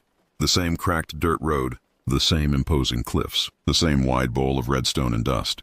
Even the Jeep's tire marks remained faintly visible, as if time hadn't moved since our escape. I parked and stepped out. The instant my boots touched the ground, the silence enveloped me like a physical presence. It was the kind of quiet that feels alive, like it's listening to your every movement. I retraced our path through the dry wash, past the towering boulders over the ridge. My chest constricted with each step. My fingers grew numb from clenching my fists. I kept telling myself to turn around, but something stronger than fear propelled me forward. I found the Hogan exactly where we'd left it, half collapsed, covered in dust, seeming to have aged decades and days. The doorway looked darker than it should have, like a mouth waiting to consume what entered. I didn't go inside this time. I didn't need to. From the entrance, I could see that the center of the structure was disturbed. The earth dug up where the bundle had once been. The ward we'd broken, that's where I buried it. The feather Caleb had taken. The one that had mysteriously appeared on my hotel room door the night before, wrapped in red string identical to the bundle's binding, with several strands of my own hair woven into it. I knelt, hands trembling, and dug into the dry earth with my fingers. The ground was warm, too warm, like something beneath was generating heat. I pushed the feather deep into the disturbed soil, then flattened the earth, patting it smooth. I didn't say a prayer. I didn't know how. So I just whispered, "I'm sorry," to whatever might be listening. And then I stood, and then I heard it. The crunch of footsteps behind me. Slow, deliberate, unhurried. I turned, and it was there, me standing 10 feet away, or something wearing me like an ill-fitting costume. Same face, same eyes, but fundamentally wrong. Its head tilted too far to one side as if the neck couldn't support its weight. Its smile stretched wider than humanly possible, revealing too many teeth. Its arms hung at its sides, fingers nearly touching the ground. And the skin, it wasn't real skin. It looked like paper drawn over bone. Tight, translucent, thin enough to tear. I couldn't breathe. Couldn't run. Couldn't scream. It took one step closer, then spoke. "Why did you leave me?" Its voice sounded like mine, but drowned, as if bubbling up from water-filled lungs. Slow, wet, familiar yet foreign. It stepped again. "You left us in the dark." Then the thing shivered and its face melted. Right before my eyes, like wax over flame, it sloughed off. The eyes drooped. The mouth sagged. Skin peeled away in long strips, and beneath it was Marcus's face, then Caleb's, then Eric's, then mine again. With each shift, bones cracked audibly. Shoulders popped. Its body bent backward at an impossible angle, then snapped upright as if made of hinges and raw flesh. The faces, each one, were wrong. Too wide, too pale, too empty. Do you remember? It said, switching to Marcus's voice. It stepped closer. You ran, said Caleb's voice from its mouth. You always run, said Eric's. Then it wore my voice again. You brought it home. I stumbled backward. The wind suddenly kicked up, full of dust and heat and ash. Then I saw movement in my peripheral vision, shadows crawling up the canyon walls. Dozens of them. Human-shaped but broken, some on two legs. Some crawling, one dragging its sideways head across the dirt, all with my face, all watching, all smiling. I dropped to my knees and clutched the earth with both hands as if trying to anchor myself to reality. I could feel the ground vibrating. The buried feather seemed to pulse beneath the soil like a heartbeat. Please, I whispered, take it back. We didn't know. We didn't mean to. The wind stopped abruptly. The shadows vanished. The creature before me tilted its head at an angle that would snap a human neck. It stepped closer until its face was inches from mine. Its breath smelled of decay and scorched hair. Then it leaned in, its mouth beside my ear, and whispered something in a language I didn't understand. The words were guttural, wet, ancient, and they physically hurt to hear. I felt warm blood drip from my nose, then nothing. I woke up alone, flat on my back, the sky above perfectly clear. The Hogan was gone. No beams, no bones, just a circle of scorched earth and ash. The air smelled of sage and copper and smoke. The feather was gone. I stood slowly, every muscle screaming in protest. My ears rang with a high-pitched whine. There was no sign of the creature, but I could feel its absence. Like something had retreated just beneath the surface of the world. Waiting. I didn't look back as I walked to my car. I made it home by sunset the next day. The drive back was uneventful. No shadows. No whispers. Just the endless road stretching before me. That was 3 weeks ago, and I think it worked. The scratching sounds outside my apartment have stopped. The whispers no longer filter through my vents at night. No more footsteps. No more glimpses of my own distorted face watching from across the street. I sleep now. Not well, but better. Most nights. I called Eric yesterday. He sounded better too. Said he'd started seeing a therapist claiming PTSD from a camping accident. Not too far from the truth. He asked if I'd heard from Caleb or Marcus. I hadn't. Neither had he. Then this morning I received something in the mail. A small envelope. No return address. Inside was a single Polaroid photograph. It showed Caleb standing on a cliff I didn't recognize. His body looked wrong, slack as if his muscles had given up. His head was twisted at an angle that shouldn't be physically possible without breaking his neck. And behind him, just out of focus, was a figure. Tall, bent, grinning, holding something that reflected the camera flash. A mirror. I burned the photo immediately. Didn't tell anyone. Didn't even open my blinds today. But tonight as I'm writing this, I swear I just heard it again. Not the voice. Not the scratching. Just breathing. Close. Heavy. Familiar. Like something just outside the walls. Smiling with a face it borrowed, and I know, with absolute certainty, that it's not finished with us yet.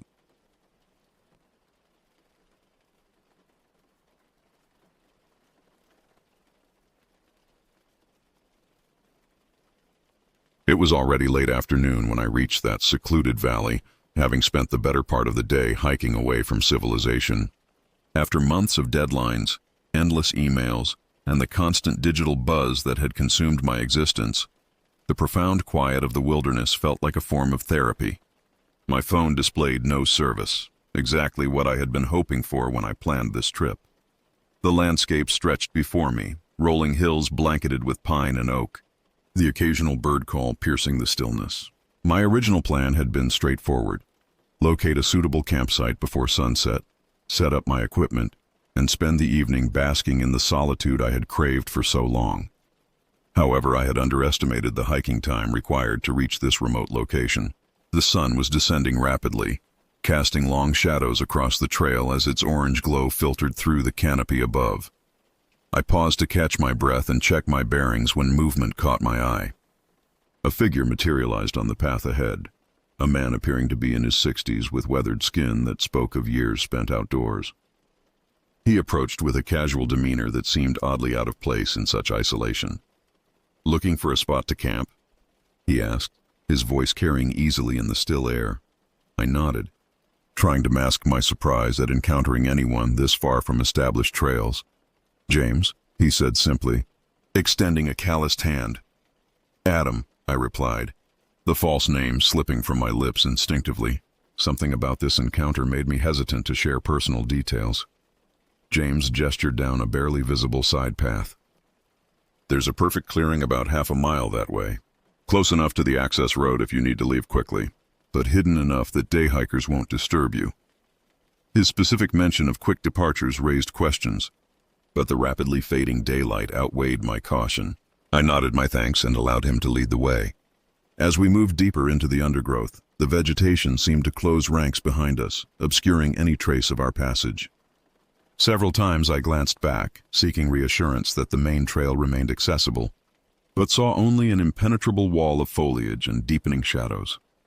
James moved with surprising agility for his age, navigating the hidden path with the familiarity of someone who had traversed it countless times. Finally, he stopped at a small clearing beside a gently flowing river. A stone-ringed fire pit occupied the center of the space, its well-used appearance suggesting frequent occupation despite the apparent seclusion. "Perfect spot for your truck," James indicated an area just large enough for my vehicle. "River provides fresh water, trees block the wind, and nobody will bother you here." He emphasized the last point with an intensity that momentarily unsettled me. "I appreciate the help," I said, surveying the site. "Do many people camp around here?" "Not really," he replied, already backing away. "You'll have the place to yourself." Before I could ask any further questions, he disappeared into the thickening twilight, leaving me alone in the rapidly darkening clearing. The onset of dusk accelerated after James's departure. The sky transitioned through shades of crimson and violet, stars beginning to pierce the darkening canvas above. I hurried to establish my campsite, gathering fallen branches and kindling to build a fire before complete darkness enveloped the clearing. Flames soon licked upward, casting dancing shadows across the surrounding trees and providing welcome warmth against the evening's growing chill. I positioned my camp chair, retrieved a beer from my cooler, and attempted to check my phone out of habit, only to be reminded of my digital isolation. I laughed at myself, relishing the forced disconnection. In lieu of social media or news updates, I activated a downloaded podcast, a comedy show featuring friends bantering about everyday absurdities. Their laughter echoed through the trees, providing companionship in the overwhelming solitude. The fire crackled and popped as I fed it additional fuel, watching embers spiral upward toward the star-filled sky. Despite being alone in this remote location, I felt an unexpected comfort in the isolation. No deadlines, no expectations, no constant notifications demanding attention. Just the elemental simplicity of fire, water, and wilderness. As night fully claimed the forest, the shadows beyond my fire's reach grew impenetrable. Occasionally, small sounds emerged from the darkness. Twigs snapping, leaves rustling. Normal forest noises that nonetheless heightened my awareness of being alone. The comedy voices from my speaker seemed increasingly out of place in this primal setting, yet I maintained the volume, perhaps subconsciously creating a barrier against the enveloping silence. Time slipped away as I sat mesmerized by the flames. When I finally checked my watch, I was surprised to discover midnight had passed. Fatigue washed over me, the day's hike finally catching up with my body. The thought of erecting my tent in near darkness held little appeal, especially with my truck offering a ready-made sleeping quarters. I decided to forego the tent and instead arranged my sleeping bag in the back of my vehicle, beneath the protective shell of the topper. I organized my gear, placing essentials within easy reach. My flashlight, knife, and bear spray occupied prominent positions beside my makeshift bed, standard precautions for wilderness camping, though they provided psychological comfort beyond their practical utility. The fire had diminished to glowing embers as I closed the truck's rear door and settled into my sleeping bag. Through the windows, I observed the transformed landscape, trees reduced to looming silhouettes, undergrowth transformed into amorphous shapes that seemed to shift and move in the ember light. Despite my exhaustion, sleep remained elusive. The forest had grown unusually quiet, the typical nocturnal symphony conspicuously absent. Even the river's flow seemed muted, as though the entire environment were collectively holding its breath. I attributed this perception to my urban-accustomed senses, yet could not entirely dismiss a growing disquiet. Every minor sound outside the truck's confines commanded immediate attention. A branch breaking under some animal's weight, the wind disturbing dried leaves, pebbles shifting near the riverbank. I frequently raised myself to peer through the windows, searching for the source of these disturbances, but encountered only darkness interrupted by vague, indistinct forms. Eventually, fatigue overwhelmed vigilance. As consciousness faded, a final thought surfaced. I wondered if anyone or anything beyond the clearing might be listening to the laughter still emanating from my speakers. The possibility sent an involuntary tremor through my body before sleep finally claimed me. Sleep came in fragmented bursts, interrupted by half-conscious moments of alertness. During one such interval, I became acutely aware of a sound different from the natural forest ambience, rhythmic, almost deliberate. My eyes snapped open, heart rate accelerating as I strained to identify the noise. It resembled footsteps, methodical and unhurried, circling the perimeter of my campsite. I lay motionless, breath suspended, listening intently. The steps continued their measured circuit, occasionally pausing before resuming their circular path. I reached silently for my flashlight but hesitated before activating it. If someone was indeed outside, announcing my wakefulness might prove unwise. Instead, I carefully shifted position to peer through the truck's rear window. The campfire had been reduced to a few glowing embers, providing minimal illumination. The forest beyond appeared as a wall of absolute darkness, occasional shapes seeming to move within it. Yet whether these movements represented actual presence or merely the product of my increasingly anxious imagination remained unclear. The footsteps stopped directly behind my truck. I heard what sounded like heavy breathing, then a subtle scratching against the vehicle's exterior. My fingers closed around the bear spray, thumb poised over the trigger mechanism. The scratching continued, moving methodically along the truck's side toward the driver's door. Then, abruptly, silence descended. I waited, muscles tense, for any indication of continued presence. Minutes passed without further sound. Eventually, exhaustion reclaimed me, though my sleep remained vigilant and shallow. Dreams invaded this half-conscious state, disjointed images of being pursued through endless forest by an unseen presence.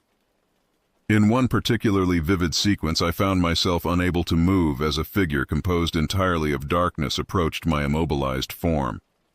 I awoke with a strangled gasp, disoriented and drenched in perspiration despite the night's chill. Dawn was still hours away according to my watch. The campsite remained cloaked in darkness, though the moon had risen, casting feeble silver light across the clearing. I considered starting the truck and departing immediately, but rationality eventually prevailed. Navigating unfamiliar forest roads in darkness presented substantial risks. Better to wait for daylight. I positioned myself upright, back against the rear of the cab, determined to remain awake until morning. My eyes continuously scanned the boundaries of the clearing, searching for any anomalous movement.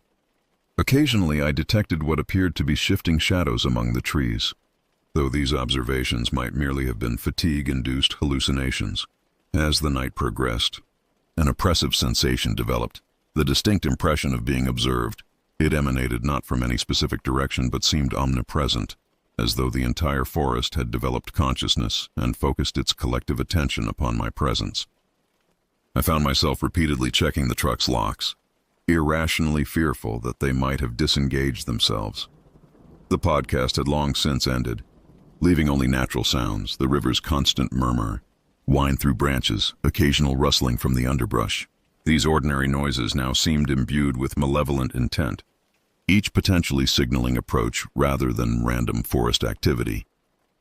The first hint of dawn arrived as a subtle lightening along the eastern horizon, visible through gaps in the forest canopy. I greeted this initial indication of morning with profound relief. The night's terrors, whether real or imagined, would soon be dispelled by daylight's clarifying presence. I remained vigilant as darkness gradually receded, revealing the campsite in progressively greater detail. The fire pit contained only cold ash, my camp chair stood empty beside it, and the surrounding trees appeared entirely ordinary in the strengthening light. No evidence remained of nocturnal visitors, no footprints in the soft earth beyond my own. No disturbance to my equipment beyond what I had created. Rational thought began reasserting itself. The strange sounds, the sensation of being watched, the apparent circling of my truck, all could be attributed to normal forest activity combined with isolation-induced anxiety. A raccoon investigating my campsite, perhaps, or a deer passing nearby. My urban-conditioned mind had simply interpreted these mundane occurrences through a lens of unfamiliarity and darkness-enhanced fear. As the sun finally crested the eastern ridge, I emerged from the truck, muscles protesting after hours of tension and restricted movement. The morning air carried a sharp chill that immediately cleared the remaining cobwebs of fatigue. I stretched thoroughly, then set about rekindling the fire, focusing on this practical task as further evidence of returning normalcy. Flames soon danced among fresh kindling, their warmth a welcome counterpoint to the morning's brisk temperature. I positioned the coffee pot at the fire's edge and began preparing a simple breakfast, deliberately immersing myself in these routine activities. The psychological strategy proved effective. With each ordinary action, the night's unsettling experiences receded further into improbability. I had just settled into my camp chair, steaming coffee mug in hand, when movement at the clearing's edge caught my attention. Initially, I assumed it must be wildlife, a deer perhaps, drawn by curiosity or the scent of food. However, as my vision focused, I realized with sudden clarity that the figure emerging from the tree line was unmistakably human. The individual stood approximately 6 feet tall, though precise height assessment proved difficult due to their unusual appearance. Layers of ragged clothing concealed any distinguishing physical characteristics, while their extremities and torso were festooned with what appeared to be dozens of plastic grocery bags. These fluttered slightly in the morning breeze, creating a continuous rustling sound that immediately triggered recognition, identical to the scratching noise I had heard against my truck during the night. The figure remained partially obscured by foliage, neither fully entering the clearing nor retreating into the forest. Their stance communicated indecision, occasionally shifting weight from one foot to another but maintaining position at the perimeter. Most disturbing was their orientation, consistently angled such that their face remained hidden from my view. "Good morning," I called, striving for casual friendliness despite escalating concern. No response followed. The figure continued their peculiar shifting, plastic bags rustling with each subtle movement. The sound, innocuous in normal circumstances, now seemed profoundly unsettling in this context. "Would you like some coffee?" I offered, desperate to establish some semblance of normal human interaction. Still no acknowledgement. The figure instead began a strange lateral movement, maintaining distance while traversing the clearing's boundary. This sidelong progression, combined with their continued refusal to face me directly, intensified my growing unease. My hand moved deliberately toward the bear spray positioned beside my chair. "Do you need help?" I asked, voice noticeably tenser. The figure paused momentarily before resuming their circuit of the clearing. Their behavior defied rational explanation, neither threatening nor benign, but existing in some disturbing middle ground that prevented clear response. I found myself calculating distance to my truck's driver door, mentally cataloging accessible weapons, evaluating escape routes. "I'm going to need you to say something," I stated firmly, standing to emphasize the declaration. The plastic-adorned figure stopped moving entirely. For several excruciating seconds, absolute stillness prevailed, broken only by the fire's continued crackling and the river's distant murmur. Then, with mechanical precision, they rotated slightly further away from me, ensuring continued concealment of their face.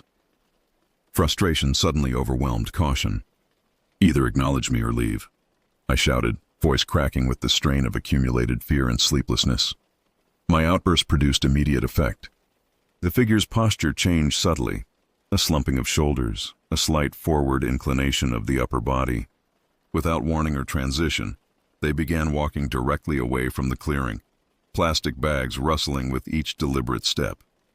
Within moments, the dense undergrowth had swallowed them completely, leaving no evidence of their bizarre visitation. I remained frozen in place for several heartbeats after the figure's disappearance, muscles locked in anticipation of possible return. When it became apparent they had truly departed, adrenaline-fueled urgency replaced paralysis. My previous plan for a leisurely morning evaporated instantly. replaced by singular focus on immediate escape. I extinguished the fire with river water, the hissing steam barely registering as I simultaneously gathered scattered equipment. Organization gave way to expediency. Items were thrown haphazardly into the truck with no consideration beyond speed. Throughout this frantic activity, I continuously scanned the tree line, half expecting the plastic-adorned figure to emerge from any direction. The coffee pot was abandoned, breakfast left uneaten. Within minutes, I had secured my essential gear and slid behind the steering wheel. The engine roared to life with the first attempt, its mechanical sound reassuringly normal amid the morning's surreal events. Gravel sprayed as I accelerated away from the clearing, tires briefly struggling for purchase on the uneven ground. The narrow access path James had shown me yesterday now seemed impossibly constricted, branches scratching the truck's sides as I navigated its serpentine course.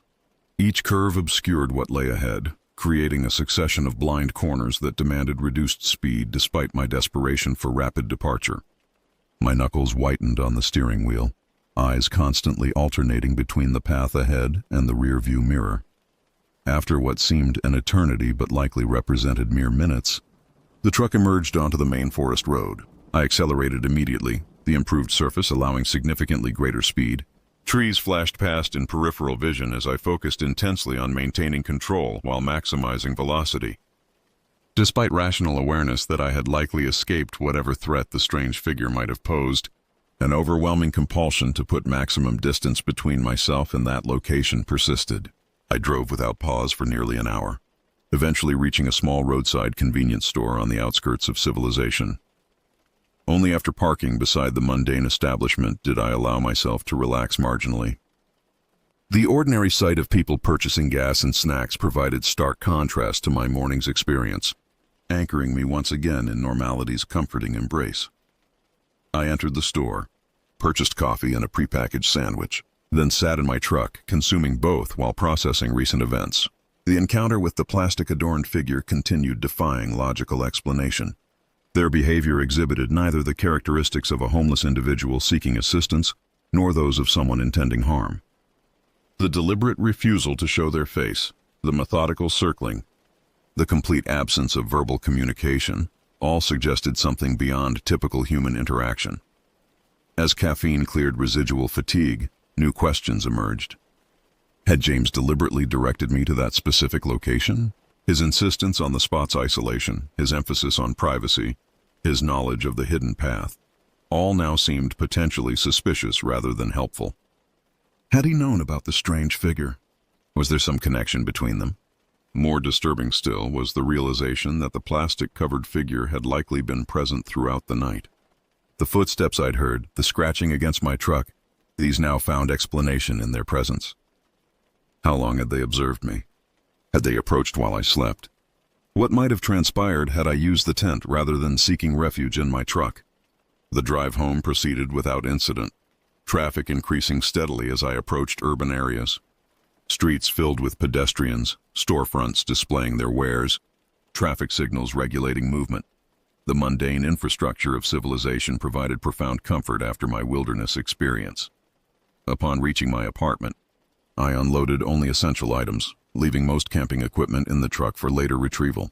A hot shower washed away physical grime but did little to cleanse mental residue. Images of the plastic-adorned figure continued intruding into consciousness, accompanied by renewed analysis of their possible motives and nature. Exhaustion eventually claimed me. I collapsed onto my bed, curtains drawn against afternoon sunlight, and immediately descended into deep, dreamless sleep. When consciousness returned, evening had arrived, my apartment shrouded in darkness. I activated a lamp, its warm glow dispelling shadows, but not lingering unease. Hunger drove me to the kitchen, where I prepared a simple meal more from necessity than appetite. As I ate mechanically, my thoughts continued circling back to the strange encounter. Something about the plastic bags particularly disturbed me. Their unnatural rustling, their bizarre arrangement on the figure's body, their incongruity in wilderness setting. Acting on sudden impulse, I retrieved my laptop and began researching unusual behaviors in remote areas. Most initial results described ordinary wilderness encounters with wildlife or disoriented hikers. I refined my search parameters, specifically including plastic bags and strange forest encounters. The fifth search result caused my fork to clatter against the plate. The headline read, "Remains identified in Valley murder case." I clicked the link with trembling fingers, scanning the article's contents with increasing horror. 6 months earlier, authorities had discovered human remains in a remote valley, the same general region where I had camped. The victim, an experienced hiker, had apparently been killed while camping alone. Most disturbing was the article's description of the crime scene. The victim's personal items were found scattered throughout the area, many wrapped in plastic grocery bags tied to surrounding trees. Further research yielded additional articles describing similar cases spanning 5 years, all in the same general region, all involving solo campers, all featuring the bizarre plastic bag signature. Law enforcement suspected a single perpetrator, but had made no arrests. The most recent confirmed case had occurred just 3 weeks earlier. I sat motionless before the screen, processing implications. The strange figure I had encountered. Had they been the killer described in these articles? Had James deliberately directed me to a location frequented by this individual? Most chilling was the realization of how vulnerable I had been during those overnight hours. Driven by growing certainty, I searched for information about local residents matching James's description. Nothing definitive emerged, though several forum posts from hikers mentioned encounters with a helpful older man who knew the area intimately. One commenter specifically noted being directed to a perfect hidden campsite that later gave them bad vibes. As night deepened outside my apartment windows, paranoia expanded correspondingly within my mind. I checked door locks repeatedly, positioned a kitchen knife beside my bed, left lights burning throughout the apartment. Sleep, when it finally arrived, came in fragmented intervals punctuated by startling to wakefulness at minor sounds. Morning brought no relief from accumulated dread. I contacted local law enforcement, describing my experience in careful detail, while omitting any direct accusations. The officer recording my statement displayed initial skepticism, but grew increasingly attentive as I described the plastic bags. He promised to forward the information to detectives handling the ongoing investigation. 3 days passed in uneasy routine. I returned to work, interacted with colleagues, performed daily tasks, all while carrying the psychological weight of my wilderness encounter. Nighttime proved especially difficult, sleep repeatedly interrupted by recreated images of the plastic-adorned figure emerging from darkness. On the 4th day following my return, I finally addressed the camping equipment still cluttering my truck. Most items required cleaning before storage, a task I had continuously postponed. Reluctantly, I began unloading gear onto my apartment's small balcony, organizing items for appropriate treatment. The tent, though unused during the trip, had been hastily stowed during my frantic departure. I removed it from its carrying bag, intending to ensure it was properly dried before extended storage. As the fabric unfolded across concrete flooring, an object fell from its folds, a plastic grocery bag, tightly knotted into a compact bundle. I stared at the innocuous item, initially uncomprehending. Then understanding struck with physical force. I had never opened the tent at the campsite. This object could not have been accidentally included during packing. Someone had deliberately placed it there, likely while I slept in my truck, leaving my belongings secure. With tremendous reluctance but driven by morbid necessity, I retrieved a pair of kitchen scissors and carefully cut through the bag's outer layer. Inside was another bag, similarly knotted. This pattern continued through 6 layers, each opening revealing another tightly secured plastic container. At the center of this nested arrangement lay a single item, a small worn leather wallet. I did not touch this final object, immediately recognizing its probable significance. Instead, I contacted the detective assigned to my case, describing the discovery in precise detail. He arrived within 30 minutes, accompanied by a female colleague. They photographed the arrangement extensively before carefully collecting both the wallet and its plastic wrapping.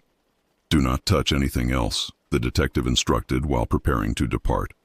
"We'll need to process your entire vehicle and camping equipment." "Was it his?" I asked, unable to contain the question despite dreading its answer. The detective hesitated before responding. "The wallet appears to match description of property belonging to the victim discovered 3 weeks ago. We'll need to confirm through forensic examination." "He was in my campsite while I slept," I stated, voicing the horrifying conclusion aloud. "He could have, but he didn't," the female detective interjected firmly. "That's significant. In previous cases, victims never had opportunity to report encounters." "Meaning what exactly?" "Meaning something about your situation was different. Perhaps you're using the truck rather than a tent. Perhaps something else entirely." They departed with the evidence, leaving me alone with escalating realization of how narrowly I had avoided becoming another statistic. Another body discovered in remote wilderness, possessions distributed in plastic shrouds throughout the surrounding forest. The investigation proceeded with methodical precision. My truck was impounded for forensic examination, yielding multiple fingerprints that matched those found at previous crime scenes. Physical evidence definitively linked my encounter to the series of murders that had occurred throughout the region. Authorities organized an extensive search operation focused on the valley where I had camped. Dozens of officers combed the area for several days, eventually discovering a system of caves approximately 1 mile from my campsite. Within these natural formations, they found evidence suggesting long-term habitation, rudimentary furniture, food storage, discarded clothing. Most disturbing was the collection of personal items apparently taken from victims: watches, jewelry, identification cards, photographs. Each had been meticulously wrapped in multiple layers of plastic grocery bags, then arranged in precise rows along crude shelving. The macabre display contained belongings from all 9 confirmed victims, plus several additional individuals not previously connected to the investigation. Despite this substantial discovery, the perpetrator remained elusive. Forensic evidence indicated the cave had been recently abandoned, likely immediately following my encounter with the plastic-adorned figure. Extensive manhunts throughout surrounding wilderness yielded no further sign of the individual's whereabouts. James proved equally difficult to locate. His description matched no local residents, and no records existed of anyone fitting his characteristics in area property ownership or rental databases. Several hikers reported similar encounters over preceding years, but details remained frustratingly inconsistent. Whether he represented an actual accomplice or merely a convenient invention by the primary perpetrator remained unresolved. Throughout subsequent weeks, I cooperated fully with ongoing investigation, providing multiple statements and reviewing photographs of potential suspects. Sleep remained elusive, nightmares frequent. I installed additional security measures throughout my apartment, though rational assessment suggested minimal risk of the perpetrator pursuing me into urban environments. The detective originally assigned to my case maintained regular contact, updating me on investigative developments while simultaneously extracting additional details as my recollection evolved. During one such conversation, he posed a question that had apparently emerged during behavioral analysis of the case. "Your podcast," he began carefully. "You mentioned having comedy playing throughout the evening. Could you hear it from outside the truck?" "Definitely," I confirmed. The volume was fairly high. He nodded thoughtfully. The behavioral analyst believed that might be significant. Previous victims were generally found with headphones or other indicators they had been listening to content privately. "You think the laughter deterred him somehow?" "Possibly. These types of offenders often construct elaborate fantasies around their actions. Something about hearing laughter, multiple voices, might have disrupted his preferred scenario." This theory provided cold comfort, my survival potentially hinging on a random decision to play comedy aloud rather than through headphones. How easily minor choices altered fundamental outcomes. I found myself continuously reconstructing the experience, identifying countless moments where different actions might have resulted in drastically different conclusions. Months passed with decreasing frequency of official contact. The investigation continued, but with diminishing intensity as resources were gradually reallocated to more immediate cases. The perpetrator's trail had grown cold, leading authorities to speculate they had permanently departed the region. I never returned to wilderness camping, finding even maintained campgrounds with nearby occupants excessively triggering. Dreams frequently transported me back to that remote clearing, the plastic-adorned figure emerging from darkness with infinitely greater menace than reality had presented. Therapy provided coping mechanisms, but no resolution to lingering trauma. 1 year after the encounter, the detective called with final official update. "We're classifying the case as inactive," he explained. professional tone masking evident frustration. Without new evidence or additional incidents, we've exhausted investigative avenues. You think he's gone? Move to another location. A heavy sigh preceded his response. If historical patterns hold, offenders with this level of organization don't typically stop voluntarily. We've distributed information to agencies nationwide, but the unfinished sentence conveyed volumes. Somewhere, perhaps, another remote wilderness hosted similar horrors. Another helpful stranger directed unsuspecting campers to perfectly isolated locations. Another plastic-adorned figure observed from darkness, waiting for optimal opportunity. I frequently consider how narrowly circumstance separated me from those less fortunate victims. The truck rather than tent. The comedy voices creating illusion of company. The confrontation forcing retreat rather than escalation. So many arbitrary factors determining survival versus demise. When asked about the experience, which occurs with decreasing frequency as years pass, I provide sanitized versions omitting most disturbing elements. Yet privately, certain images remain permanently etched in consciousness. Plastic bags rustling in morning breeze. A figure perpetually turned away, refusing direct observation. Forest shadows seeming to move with deliberate intent. I know with absolute certainty that God spared me from whatever fate awaited in that isolated clearing. Yet knowledge provides limited comfort during nights when sleep proves elusive and memory resurrects details with unwelcome clarity. In such moments, I find myself listening intently for sounds beyond my secured doors, imagining plastic rustling in darkness, wondering if something observed from beyond illumination's boundary. The most persistent question remains unanswered despite extensive consideration. What might I have seen had the figure turned to face me directly? This uncertainty, perhaps mercifully, will likely remain unresolved. Some mysteries, I have reluctantly concluded, deserve permanent concealment behind veils of unknowing.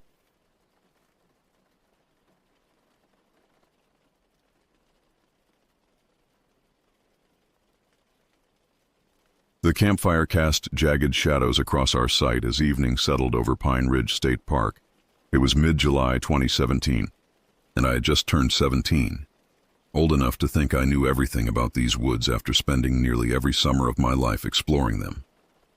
My parents sat with the Wilsons, passing a thermos of coffee between them while discussing tomorrow's hiking plans. Their laughter mingled with the crackling flames, creating a comfortable bubble that I was increasingly eager to escape. Across the fire, my friend Jasper caught my eye and nodded slightly. After 7 years of friendship, we barely needed words to communicate. It was time for our traditional midnight exploration, a ritual that had started when we were 12 and had become increasingly daring each year. Going to grab something from the tent? I announced casually, standing and stretching. My mother barely glanced up, waving her hand in acknowledgement. 5 years of well-behaved camping trips had earned me this trust, this freedom to move about without constant supervision. Jasper followed suit, mumbling something about needing his jacket. We retreated to our respective tents where I grabbed my flashlight and pocket knife. Not that I expected to need it, but carrying it made me feel prepared, mature.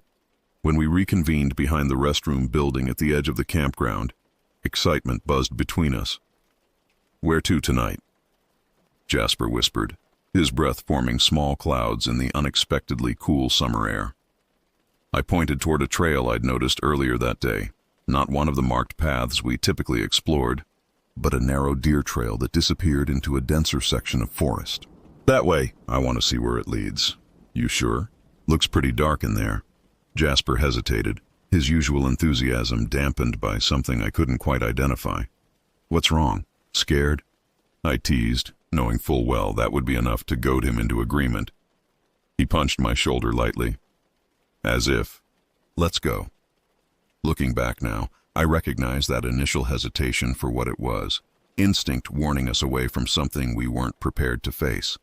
But at 17, instinct meant less to me than pride, and so we stepped off the safety of the campground and into the waiting dark. The first 10 minutes of our trek passed without incident. We kept our flashlights off, allowing our eyes to adjust to the darkness naturally. Moonlight filtered through the canopy, casting enough glow to illuminate the path immediately ahead. The familiar sounds of the forest surrounded us, distant owls, the rustle of small creatures in the underbrush. the soft percussion of our own footsteps on packed earth. "Remember last year when we found that abandoned ranger station?" Jasper said, his voice barely above a whisper. "Think we might find something cool like that again? Maybe something better," I replied, confidence masking the faint unease growing in my stomach. Something felt different tonight. The air hung heavier, somehow thicker in my lungs. And despite the typical forest sounds, there was an underlying quiet that seemed unnatural, as if the woods were holding something back.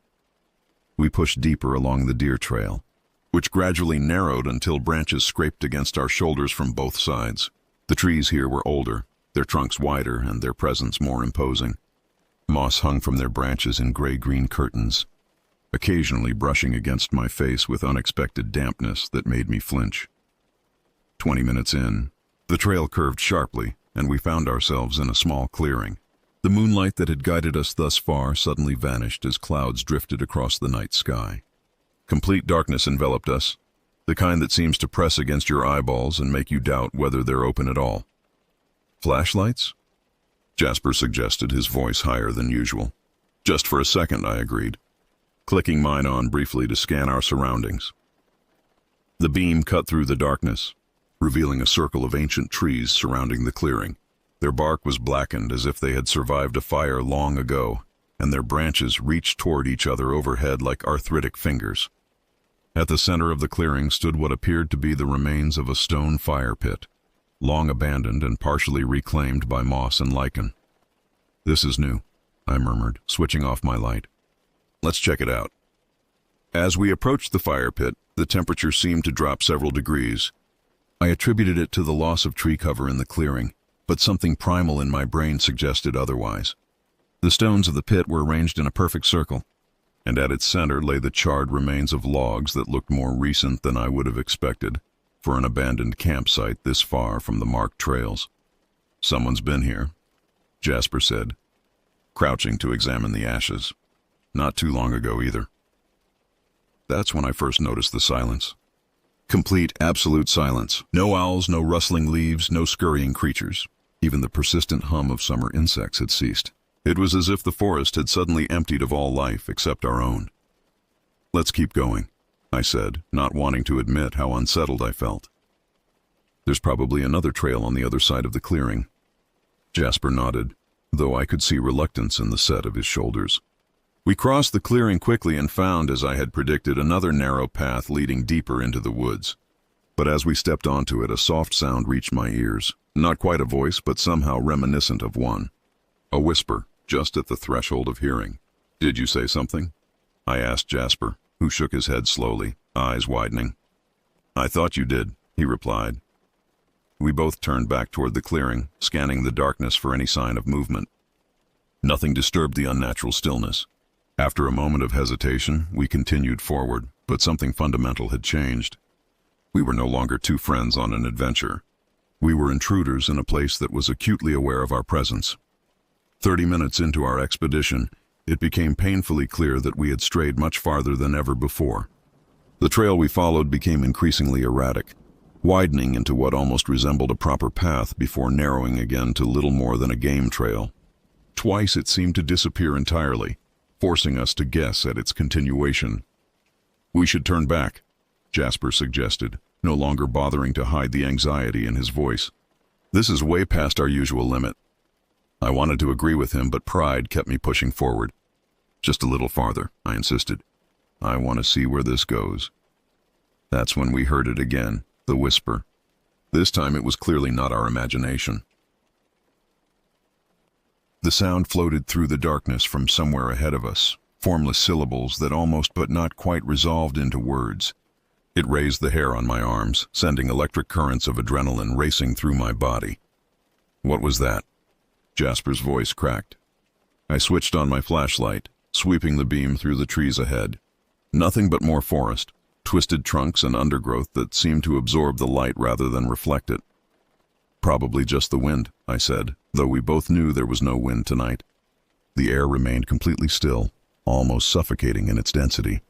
We moved forward more cautiously now, with both flashlights on.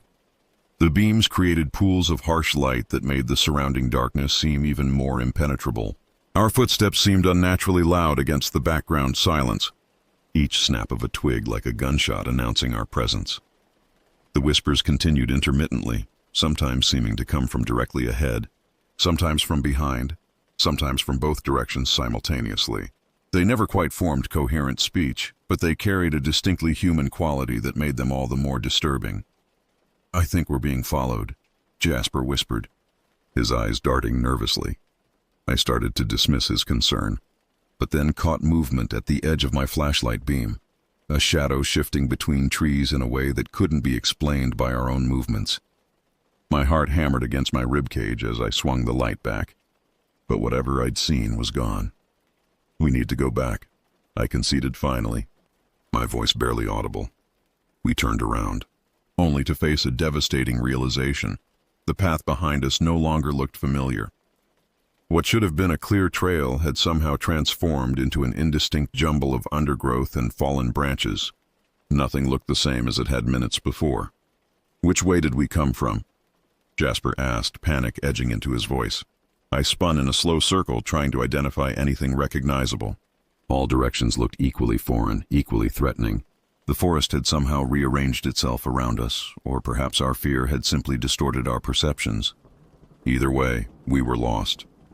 "I think it was this way," I said, pointing in what seemed the most likely direction. But even as we started walking, doubt gnawed at me. The whispers grew more frequent, more insistent, as if encouraged by our confusion. After 10 minutes of increasingly desperate wandering, we stumbled upon another clearing, not the one with the stone fire pit, but a smaller space dominated by a massive fallen tree. The trunk, easily 5 feet in diameter, lay across the ground like a colossal barrier. "I don't recognize this at all," Jasper said, his voice trembling. "We're going the wrong way." I was about to respond when another whisper cut through the darkness, this one clearer than any before. It sounded almost like a name, though not one I recognized, and it seemed to come from directly behind us. We whirled around, flashlights raised like weapons. That's when we saw her.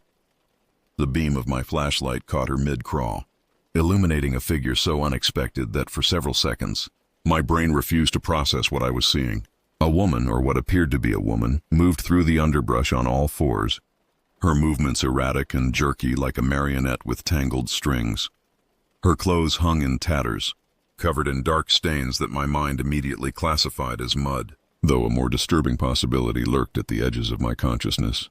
Her hair was a matted mess, sticking out in clumps as though it hadn't been washed or brushed in weeks. But most disturbing was her face, gaunt, dirt-streaked, with eyes that reflected my flashlight beam with an unnatural intensity. Jasper's grip on my arm tightened to the point of pain. Neither of us spoke. We just stared as the woman continued her strange crawling approach, mumbling words that made no sense, fragmented phrases and numbers strung together without coherence. "Help," she finally said, a word clear enough to pierce through the fog of our terror. "Help me." I took an involuntary step backward, almost tripping over a root.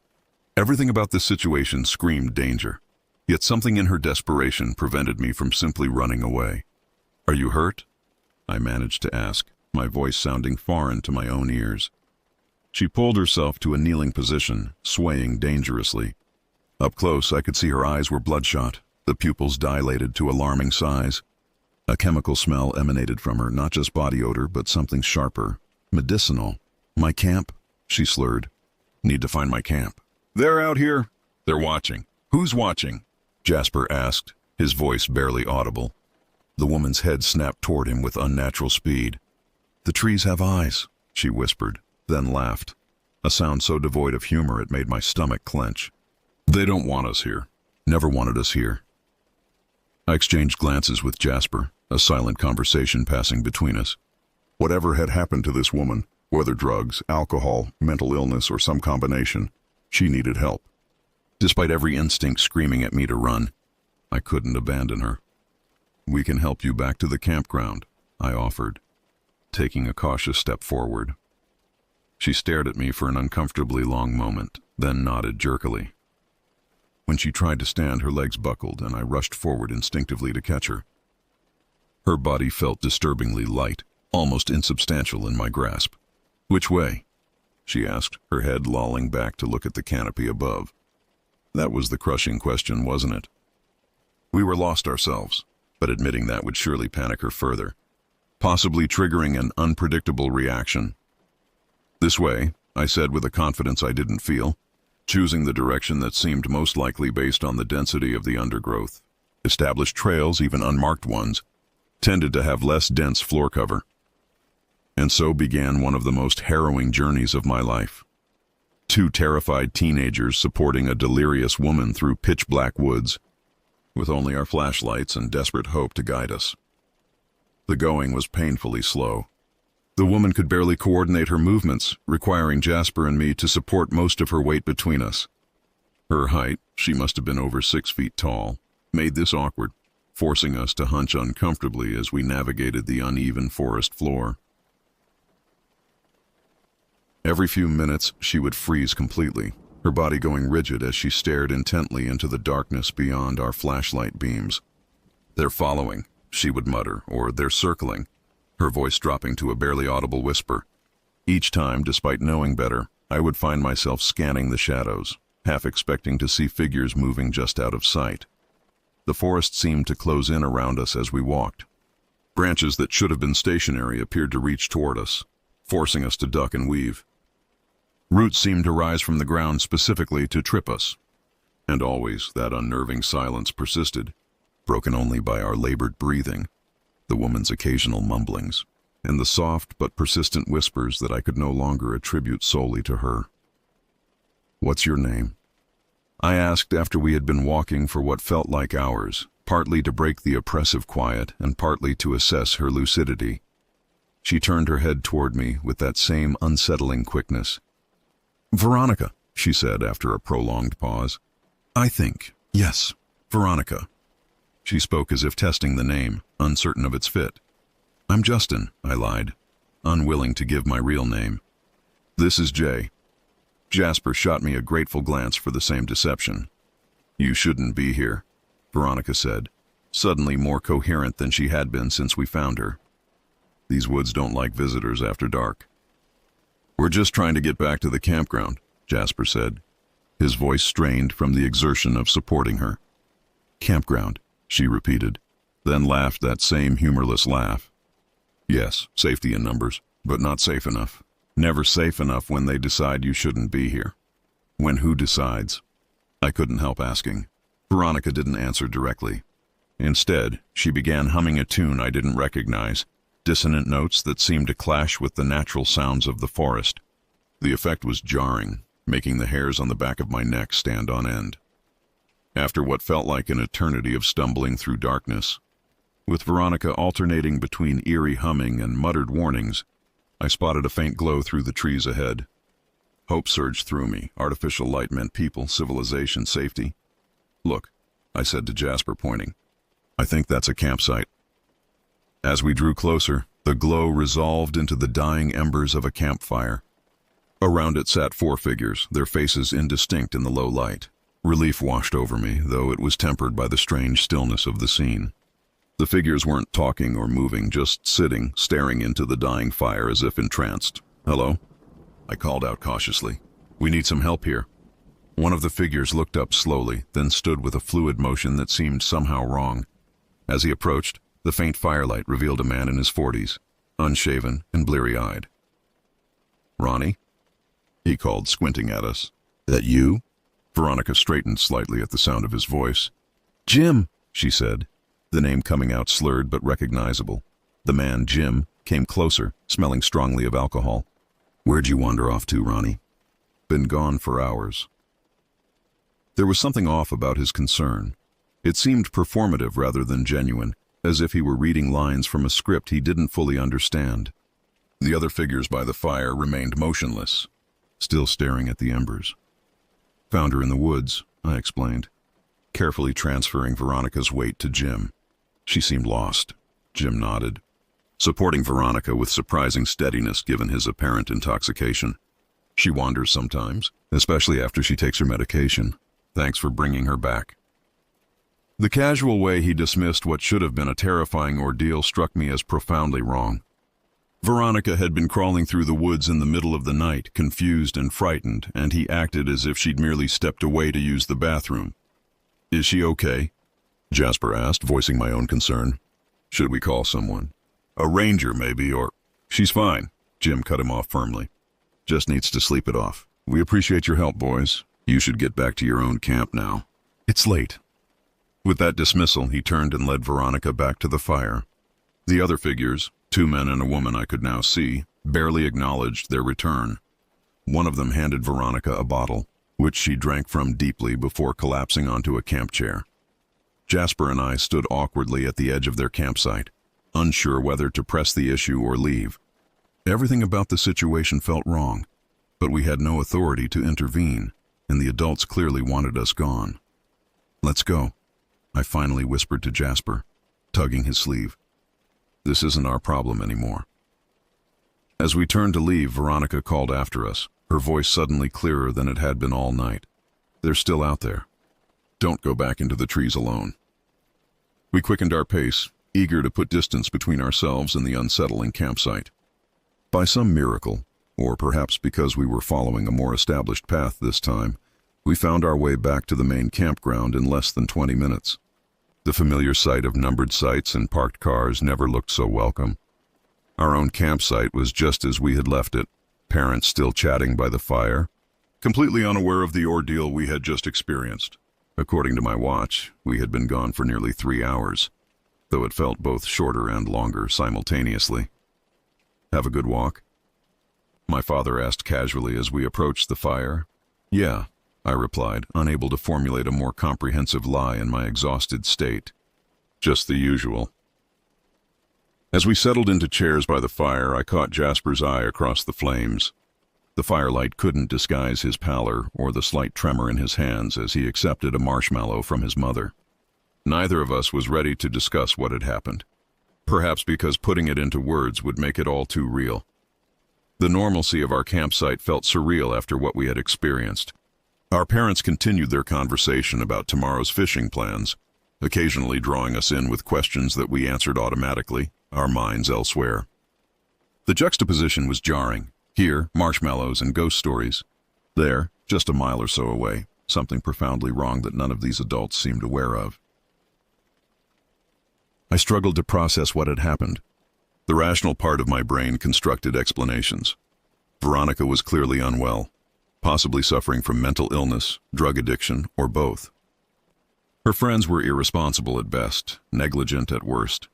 The whispers we heard were either her voice carrying through the trees or our own imaginations heightened by fear.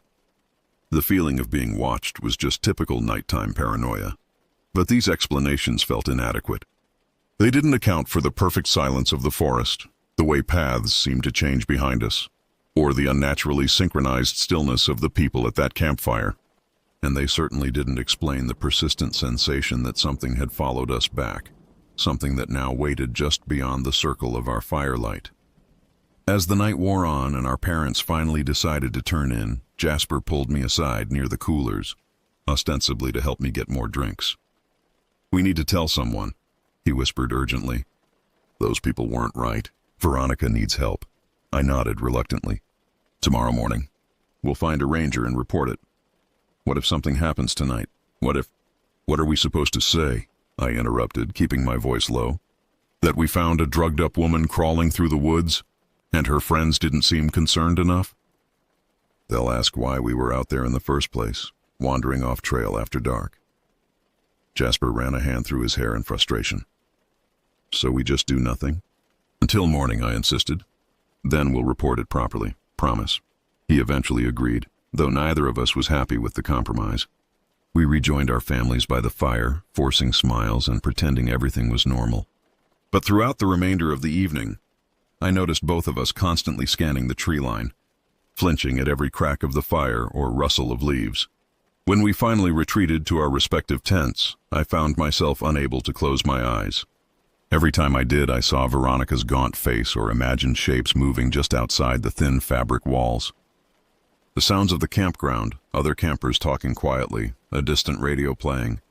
The occasional car door should have been comforting, but instead felt like insufficient barriers against whatever waited in the woods.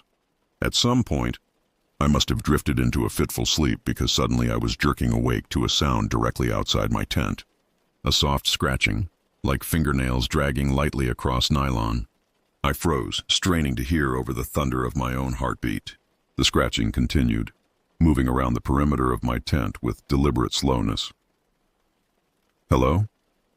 I called out, my voice embarrassingly weak. The scratching stopped immediately.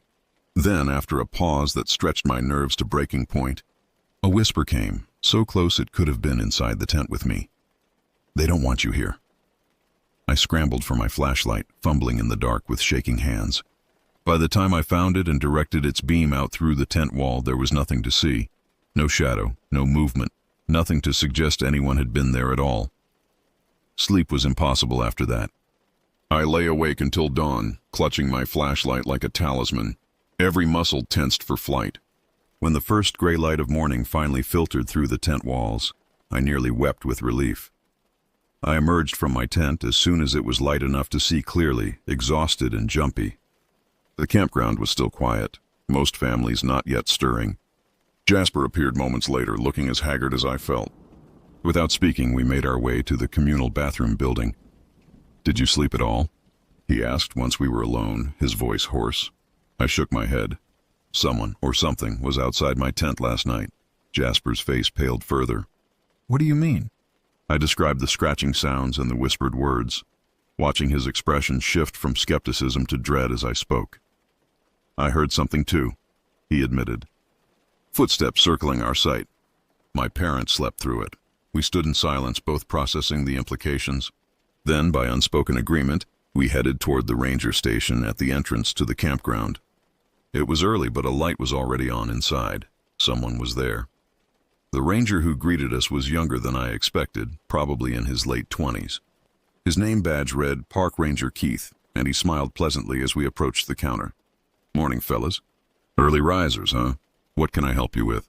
We took turns explaining what had happened the night before, carefully omitting the fact that we had been off-trail without permission. We described finding Veronica, her disoriented state, and the strangely apathetic response of her companions. As we spoke, Ranger Keith's expression gradually shifted from polite interest to genuine concern. "You say this campsite was about a mile into the woods from the main grounds?" he asked when we finished. "Did you happen to notice which site number?" "It wasn't on the main campground," I explained. "It was deeper in the woods, off-trail." Keith frowned. "That's not possible. There are no authorized campsites off the marked trails. All camping in this park is restricted to the designated grounds." Jasper and I exchanged glances. "Well, they were definitely there," Jasper insisted.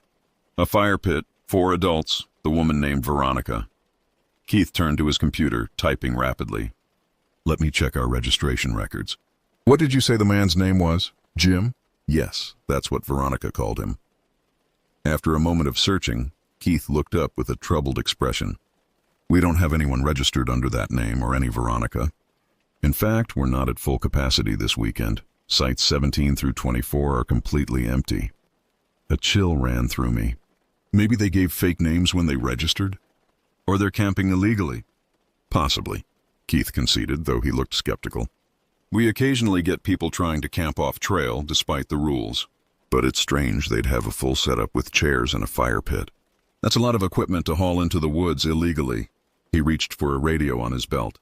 "Let me call this in. We'll send someone to check it out right away. Can you describe exactly where you found this illegal campsite?" We did our best to explain the location, though our nighttime journey had been confusing and circuitous. Keith made notes, occasionally asking clarifying questions about landmarks or trail intersections. "I'll need to take your names and your campsite number," he said finally, "in case we need to follow up with any questions." We provided the information, though I felt a twinge of anxiety about potentially getting in trouble for our off-trail excursion. Keith seemed more concerned with finding the illegal campers than reprimanding us, however. "I'm sending a team out right away," he assured us. "If these people are camping illegally, especially with someone in the state you described, we need to intervene immediately. Thank you for reporting this." As we turned to leave, Keith called after us. "One more thing.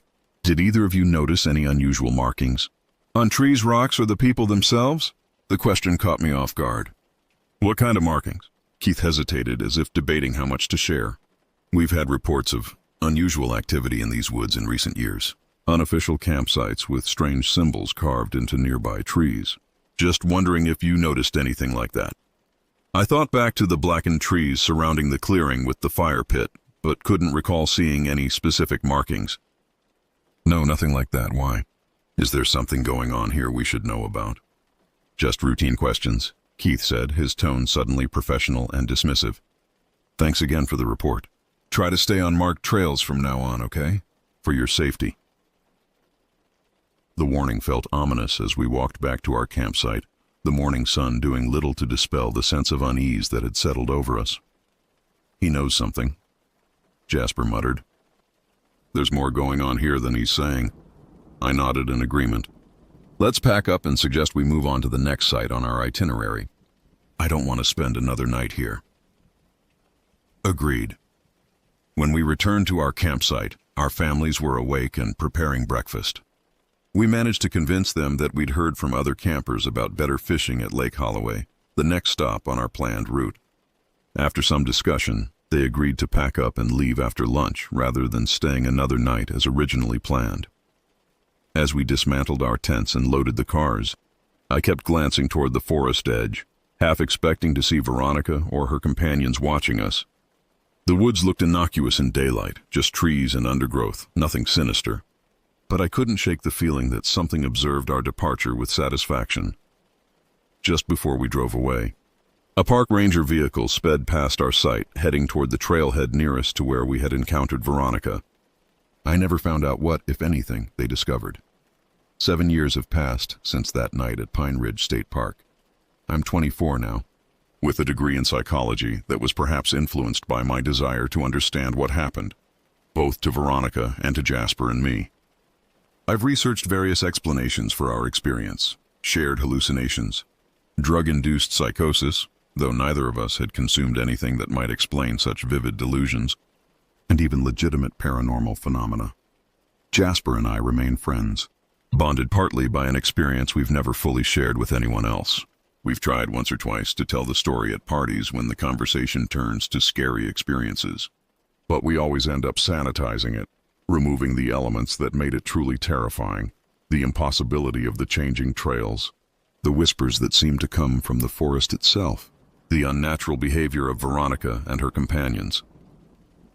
3 months after that night, we looked up news reports from the area, searching for any mention of a woman named Veronica or unusual incidents in Pine Ridge State Park. We found nothing conclusive, though there was a brief article about rangers discovering an unauthorized campsite deep in the woods, complete with a stone fire pit. The article mentioned signs of ritualistic activity but provided no details. We also discovered in our research that the park had a history spanning back to the 1800s, including a period when it was used as grounds for a tuberculosis sanatorium. Patients with advanced cases were sometimes housed in outlying cabins, isolated from both the general population and other patients. These fragments of information provided possible rational explanations for what we experienced, but somehow the explanations never quite satisfied either of us. There was something in those woods that defied conventional understanding, something that didn't want us there. I haven't gone camping since that summer. Jasper has, though never alone and never in densely wooded areas. He prefers open desert campgrounds now, places where you can see for miles in every direction, places where nothing can hide. Sometimes on particularly quiet nights when I'm alone in my apartment, I think I hear it again. That soft whisper just at the threshold of hearing. A voice that isn't quite a voice, saying words that aren't quite words. During these moments, I turn all the lights on and play music loud enough to drown out any sounds that might come from the corners of my room. And I never, ever look out the window into the dark, because the most terrifying revelation came nearly a year after our experience, when I finally worked up the courage to call Pine Ridge State Park and ask to speak with Ranger Keith. I wanted closure, explanations, anything to help me make sense of what had happened. The woman who answered informed me, with audible confusion, that they had never employed a ranger by that name. When I described him, mid-20s, brown hair, the exact uniform he had been wearing, she put me on hold to consult with her supervisor. When she returned, her voice was noticeably cooler. "Sir, I'm not sure what you're trying to pull, but we haven't had a ranger matching that description in over 40 years. There was a Keith Jameson who worked here in the 1970s, but he disappeared during a routine patrol. His body was never found." I hung up without responding, my hands shaking so badly I dropped the phone, because I suddenly remembered one detail we had omitted from our report to Ranger Keith. The stone fire pit in the first clearing had contained ashes that looked fresh, and sitting beside them, partially buried but still visible, was a park ranger badge, blackened by fire but with the name still legible, Keith Jameson. Whatever dwells in those woods doesn't just whisper. It watches, it waits, and sometimes, when it finds someone suitable, it wears their face and continues its patient hunt for more unwary visitors who venture too far from the light.